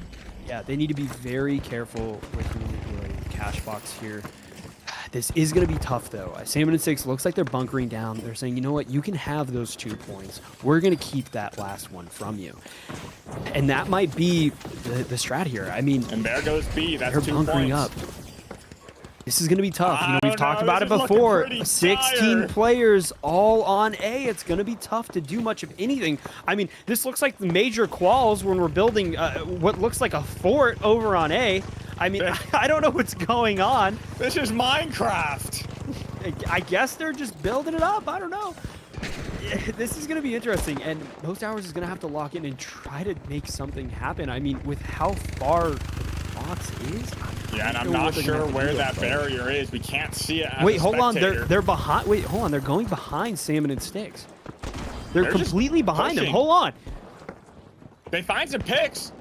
Now they're diverting their attention. Sloth is now in the crosshair of Just Angel. They got behind him. They're taking them off church. Wait, this might be it. They need to go for the steal. We're pushing the advantage. Belize on that sledgehammer. Winch sledge. He's going for that pole. The minigun. Gremlin getting pressured away from that minigun. They get the arm, and now it's out in the open. Varian gonna be taken out. This is huge for them. I don't know how they got this. Wait, no, this is perfect. Salmon and Sticks has moved the box out for them. They've literally set Most Hours up for the perfect hold. But is it enough? They're all getting down, or they're getting wiped. It's just an Angel. They need to stop the steal. It's just Angel up on the high ground. There's tons of fires. STN taking some damage, but there's no heals. He gets taken out. And now we're going to be red back up. Can the team make it back in time? Maybe a Hail Mary goose doll, but nothing. The dome is going to block that. There's no way to get this stopped. They stop it. Oh my gosh. They were able to stop it. They had the perfect hold, and Salmon and Six were able to almost wipe the whole team. It's going to be so tough to get another steal. Yeah, now their plan has been known. That was such a surgical approach. Clinical. And Belize gonna be jumping up on that high ground with that sledge. Gonna be trying to look for an advantage, baiting someone to come down. But now, Belize now in the crossfire, gets taken out by T-Mills. Andrew also taken out by Uni. And look at these off angles. Look at the spot that Gremlin's in. How do you make this cross when he has such a good corner? He's holding. Sloppy getting double healed. There's only 3 coins left. They need to be very careful. Only 2. If 2 people wipe, only 1 person. They need to stay. Good. They need to get a res or something. Grimlock, get out of there. They need to get a res. No. I mean, a valiant effort from Most Hours. I can't believe they were able to get that steal. It just wasn't enough. They weren't able to take control of that high ground. I don't know if they got overextended. I mean, we saw such an incredible push, and it just... Oh. Salmon and Sticks, the Point Break champions, taking it all the way. Look at that Uni, 13 kills. Such a strong team. Setting up their strategy was amazing. holding down 1 point, sacking the other two. They were like sandbagging. They don't care about those 2 points. You can have them. We have 9 points to our name. Yeah, I mean, it was so insane. I mean, most hours genuinely had that. I really do believe it, and I think they just got overextended. Salmon and Sticks doing what they do best, which is just fragging out, wiping the whole team. I mean, this team was insane to watch. They are just so good at what they do, splitting the team up, dividing focus. I mean, they earned this 100%. I mean, they're the champions. This is insane. I mean, the first Point Break tournament ever, and of 2026. I think that's a good title, Lab. I'm just saying. It's a good title. That's a lot of things to be first for. I'm just saying. All right, we're gonna be pulling in Gremlin, I believe, potentially, for a winner interview. We do want to get one of them on Salmon and Sticks for this interview. I have a lot of questions to And ask. I think we're gonna do a no video interview. So we're just gonna pull Gremlin in here, get a few questions, and get him rolling. I mean, what a what a great win from them. Yeah, I mean, Honestly. insane game, genuinely. They played so well. Even when I thought they were fumbling, they weren't. I just wasn't able to notice it. I mean, Well, that's just how good they are. Like, Let's like get Gremlin in here. it's insane. It's insane. Hello, Gremlin. Yo, Hello. How's it feeling coming in and winning Point Break tournament? And realistically, what was your strategy going into that last game? Because we saw some crazy sandbagging from your team, just locking down 1 point. Can you run us through your strategy? Well, our strategy behind that was like we just kind of left the other points to dry, and we tried to manip that box because it was in such an opportune spot where we just hold from height with our like goo gun or whatever, and like they just can't do anything. It's just so hard for them to push. We did throw a little bit because there was a bunch of goo around box, so they got a steal, but we flipped it and it was just over from there. Yeah, I mean, it was a pretty good attempt from most hours, coming in behind on that cathedral, pushing that high ground, but it just wasn't enough. Your guys' manipulation were just able to hold it down. You guys were dominating in those team fights on those games, even attack on defense. I mean, it just worked out in your favor. I saw initially all of you just ran to that 1 point and made it work, really locking it down. On attack, though, how do you balance distraction to actually holding down 1 point and defending it? How does that work? On attacking, Yeah. so we just like we kind of just sent Bubba, and like we sent like one person off. If so, when they were stacked up on that 1 point, the last point in the middle, we we just kind of dispersed our people to go try to pull them out a little bit, maybe like try to get them to react to the other boxes being stolen. Yeah. But since that didn't work, like we just like we picked a side and we just like rained down fire on them. Like we just jumped on Yeah. them. Yeah, your team fights were great, right, Cody? yeah, I mean, you guys are scary, man. Just watching how well you guys are able to just stay together and just move as a unit with 8 people, like that is a lot. All right, it's not just a team of 3. It's 8 people you have to get to do the same thing, and I struggle to do that with just I struggle to get myself to do the right thing. I don't know, that's tough. Yeah, so going off of what just Cody just said, is who is like directing the team? Who's making the shot calls? Is it a group of people, or is there one person who is that shot caller? Well, it's not necessarily one individual person. We had the heavies, which like Varian and Sloth and myself.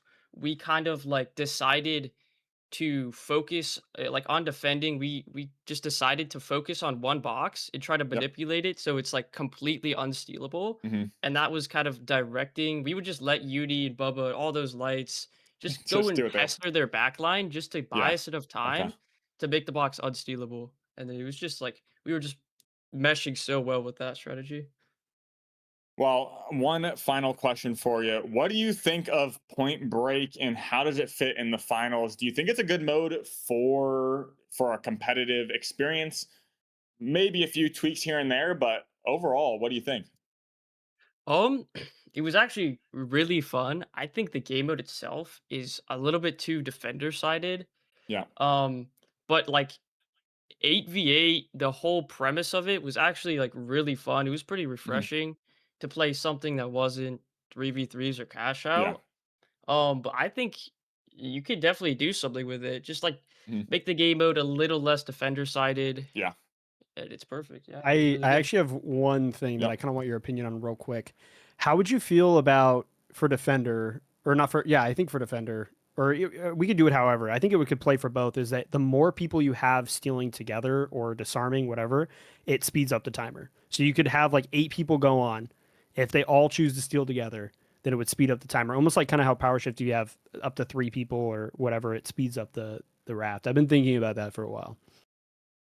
Yeah, I like that idea. I mean, that's a lot of risk and reward. Mhm. The diffuse time is just so long Yeah. Yeah. that if you could get some, like, if you get a nice, if you kill like 6 people, the diffuse time is so long where it's just Yep. if you get stalled off once, they're all back.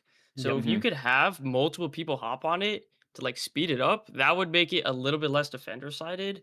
100%. I like that idea. It's like you could obviously die to like C4 or mines Yep. on the box. Like you Yeah. can't just all jump on it just risk free. So I like that Yeah. idea. There's Yeah. so much stall in Point Break, Yeah. Cody. Yeah, it's insane. I mean, just the amount of domes and with the glitch nerf recently, like you need to have those lights ready. You need to have them ready. Well, congratulations on winning, and pass that along to the entire team for us as well. You guys taking home a pot of $400 split between you guys. So congratulations. And as the first Point Break tournament, I mean, coming out as champs got to feel good. So thank you, Gremlin. Yeah, thank you. This starter was awesome. You guys are Thank awesome. you. Yeah, I have scrims lined Okay. up. So yeah, I'm gonna be streaming Yeah. for a bit. All right. Well, thank you, Yeah, thank you. Gremlin, and best of luck. All right, thank you guys so much. Yep. Well, Cody, what do you think of that entire tournament? I mean, I had a blast. The 1v1s, the tension, the final game, people adapting on the fly even throughout the tournament. I feel like people had a different perspective on how they wanted to play, and it just changed as the games went on and on and on. Yeah, I think this mode has so much, potential and you can really play it anyway. I mean, there's so many different strategies and routes you can take, and I think we're just seeing the tip of the iceberg. I think this mode has so much depth to it, and I'm excited to see that. I think we have one more thing we got to do though, right? I think you might be right. Cody, is that another raffle? I think I hear a raffle starting. Well, So yeah, yeah. Cody, take it away. Why that raffle is running, which you can join with ! Join. I want to just give a shout out to not only all the players. I want to give a shout out to Ape Squad for helping run the production and just being involved in making this event happen. I want to give a shout out to my co-host Sam, who's incredible. If you don't know who we are, we're the Final Central. Check us out. Do some cool stuff sometimes. And Big Bad Beaver as well, who's just such an incredible creator. Check out all these wonderful people. If you aren't following any of them or you're following some of them, you should go and follow the rest. I mean, and some of the players, go check them out. I mean, dude, we had Grem in here. We had some insane other pros. We had content creators. We had Kelsky here. I mean, it was just crazy that everyone was here. It was literally I kept insane. joking. I wish we could have made a Smash Bros. Ultimate market intro. Thing. If we would have had some time. Everyone is here. Everyone is here. That's a good point. I mean, it was just great. an insane tournament, and this again, it could not have happened without the Final Central, Big Bad Beaver, and everyone involved. Production, shout out Justin, shout out Wirt on the back end as well. I mean, Wirt is such an anchor for us. So if you do want some art, some hand-drawn art, beautiful artwork, check out Wirt on X or DM him on Discord. So without further ado, I'm Sensoyo. Cody, any final words? I'll see you guys around the arena. And congratulations to Joseph winning that final raffle. We'll see you next time, everybody. Thank you.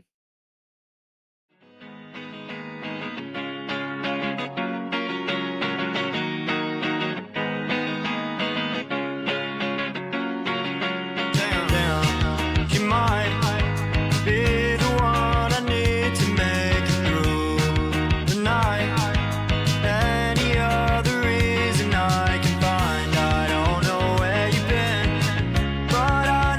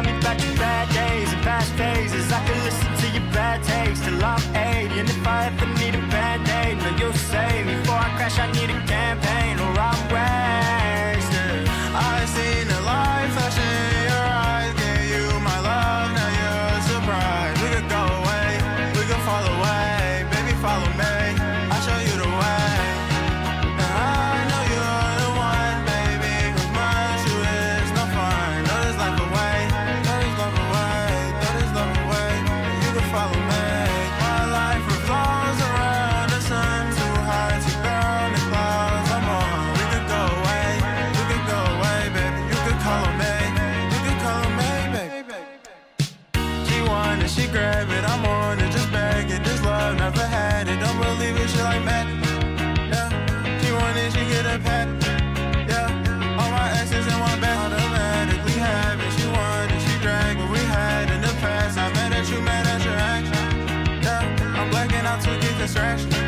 Yeah, I think you like it when I ramble. Sometimes don't wanna show you to the gram, cause you're too fine. Just know they never hold a candle like that. Get in the van for some light snacks. if she wanted, she had it, she needed, she grabbed it, she bad, but she lavish, she trap it. Automatically happy, yeah. Why don't you tell me about your bad days and past phases? I can listen to your bad takes till I'm 80. And if I ever need a band-aid, no, you'll save me. If I ever need a band-aid, no, you'll save me.